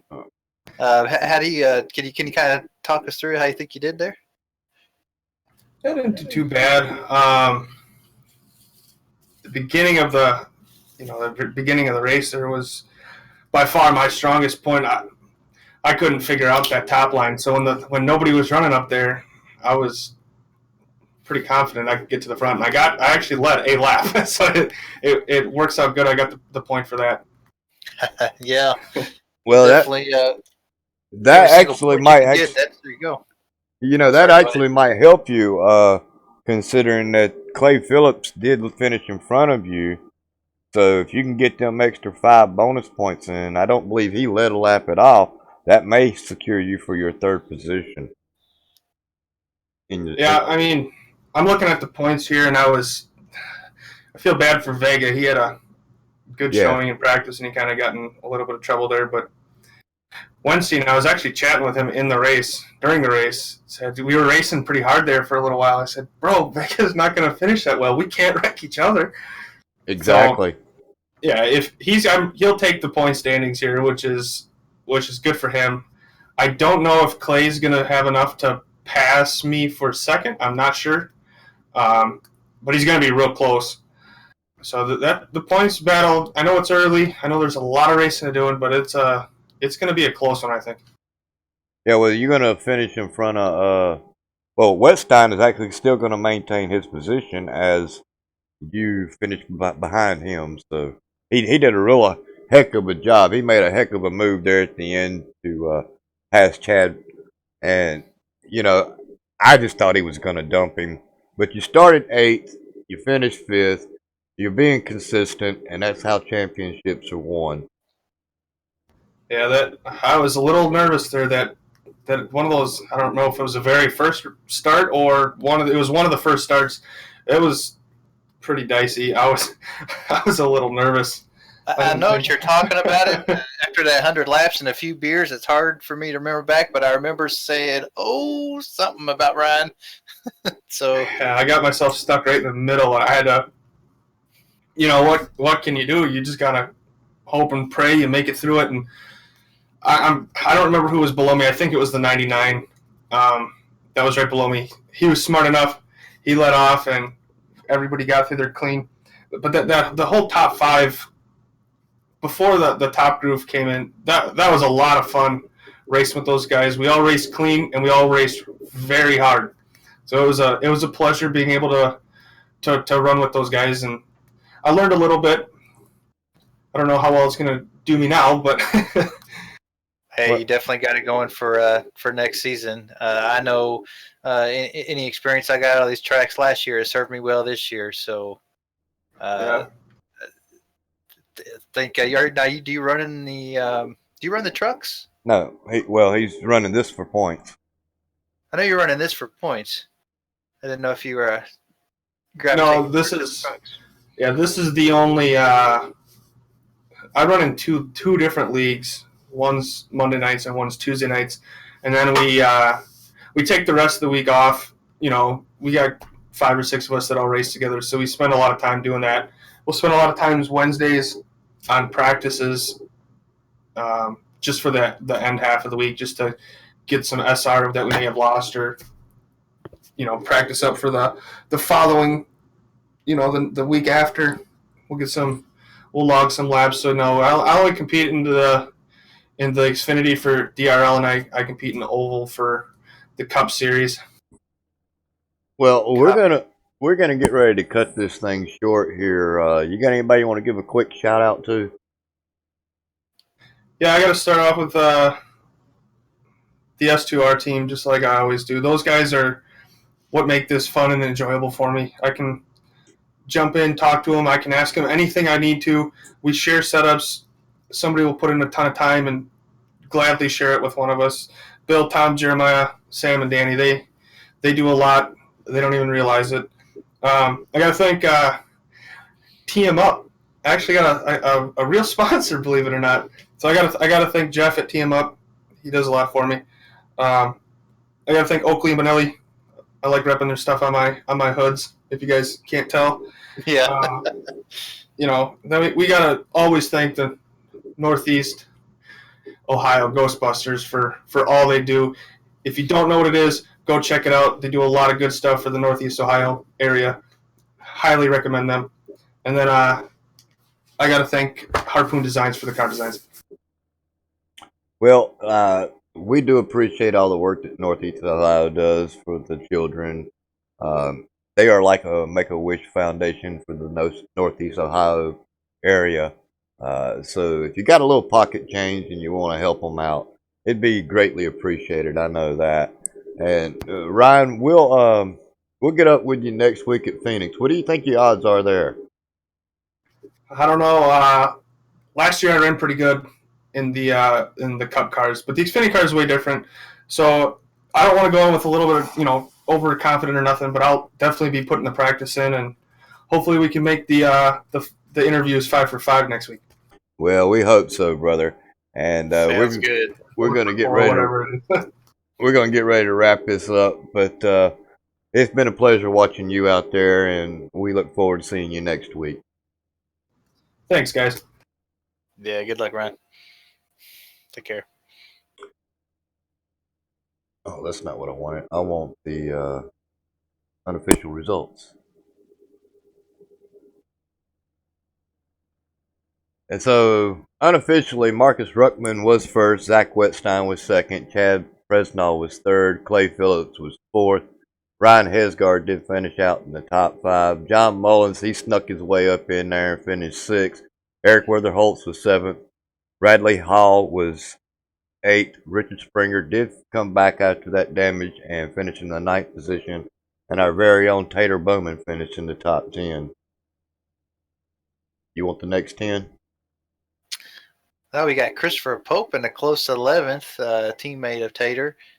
James Pandoff finishes in 12th. William Edwards, 13th. Taylor Butcher Benjamin finishes in the 14th position. We got Dustin Eichert finishing in the 15th position. Bryson Hunt finished 16th. Robert Armstrong, 17th. Mike Lemon, 18th. Zachary Smith, 19th. And Mr. Mark Vega rounds out your top 20. You know, that's really surprising. After the wreck that he got into, he still finished on the lead lap. That's Robert Armstrong. I tell you what, it absolutely. All right, and we got Martin Wenzel, who ended up finishing in the 21st position. Chris Torrance was 22nd. Alex Hostler was 23rd. That was a bad break for Mr. Hostler. And I'm going to apologize to him in chat. I think I put the jinx on him. Yeah, maybe. J.R. Hager finishes in the 24th position. Sean Timmerman was 25th. And David Wright just had all kinds of bad luck here tonight. He ends up finishing out in our 26th position. It's a real crying shame because David, he ended up winning the. Oh, never mind. He's running for the points and the cups. I don't know what in the world I was thinking. But he's really an excellent driver, and we're going to have to get him in here for an interview. He's going to have to get up here in the top 5. I really like to get him in for an interview in the Northeast Ohio Ghostbusters International Series. So I'm going to clear everything out, and our next race is going to be at Phoenix, Arizona. It's the ISM Raceway. We're going to be doing 100 laps there. It'll be me and Chris James calling a race, and we'll start somewhere around 9-ish or so. This is going to be a really fun race. I really like Phoenix, but there's probably going to be a little bit more of the cut and apron there again as well. So You're going to see a lot of it. You won't see me doing it. I don't want to wreck my car, but well, everybody else can do it. I'm gonna go ahead and apologize you in advance if I am on the inside of you, down on that apron. That is one place I will cut. But you know what? That's where that virtual reality comes in place. I will not come up into you. And if you want to ride the white line and keep me down there, that's fine. I will wait patiently until you go by and then come up on track. Either way works for me. You probably won't see me. I'll be riding in the back. Oh, we'll see. Well, anyway, our actual next race to be broadcasted will be the Sin City 200, and it will be for the DRL Fastlane Cup Series. It will be for 133 laps, so it's going to be a long race tomorrow night, and we look forward to you being back here tomorrow night for that race. The Fastlane. It's going to be fun when you want to come out just to watch me take David 3 wide. And watch me hit the wall. It's going to be real fun. So just look for that 96 car. I'm going to guarantee you it's going to have the Martinsville finish look to it when it's done. I've just really been struggling with this track here, and it is what it is. I'm just having fun. I don't believe I'm going to be able to a contender. I would like to finish in the top 10 of the series, but the only reason I do this is for fun. I do the broadcasting for fun, so it is what it is. But anyway, there you go. But you just called it. As long as you come out and have fun, that's all I'm doing. Is having fun every week. Once it feels like a job or you don't want to come out here and do it, what's the point? Well, the thing about it is, if I can't have fun doing it, I'm not going to do it. Figured there it is, brother. That's why I worked 30 years as a mechanic. I enjoyed working on cars, but my back won't let me do it anymore. Anyway, we got to thank DRL TV and our owners, James Pandolf and Tater Bowman. Tater does a little bit of our financial work as well. We got to thank Martin Wenzel, Jordan Gonzalez for the graphics and technical. Jordan does do a little bit of marketing for us to get us out there and to try to bring in some sponsors. As always, got to thank all the broadcasters, Ryan Branch, Daniel Hallis, Taylor Bitcher Benjamin, Chris James, and myself, David Wellborn. The administrators are Taylor Bowman, Ryan Branch, Martin Wenzel, Jordan Gonzalez, Daniel Hallis, Josh Carpernall, James Pandolf, Mitchell Briggs, myself, David Wellborn, and Blake Griffith. The admins who are race control for the DRL Fastlane Cup Series is Tater Bowman. For the Northeast Ohio Ghostbusters Grand National Series, it will be Daniel Hallis. And for the Winona Truck Series is Ryan Branch. So, again, everybody puts a lot of work into bringing these broadcasts to you and doing everything that we can to make sure that you get a good show, the drivers get a good race. And I don't believe I can say too much more than that, other than, how much work and time all of us put into bringing this show to you. You got anything you want to add tonight, Chris? I think I'm good tonight. Can't wait till Phoenix. Yeah, I can't wait to see the race at Phoenix either. So, anyway, ladies and gentlemen, we're going to wrap it up here tonight. We thank you for coming out, and we will see you tomorrow night at the Cup Series and next week at Phoenix. So, good night and God bless.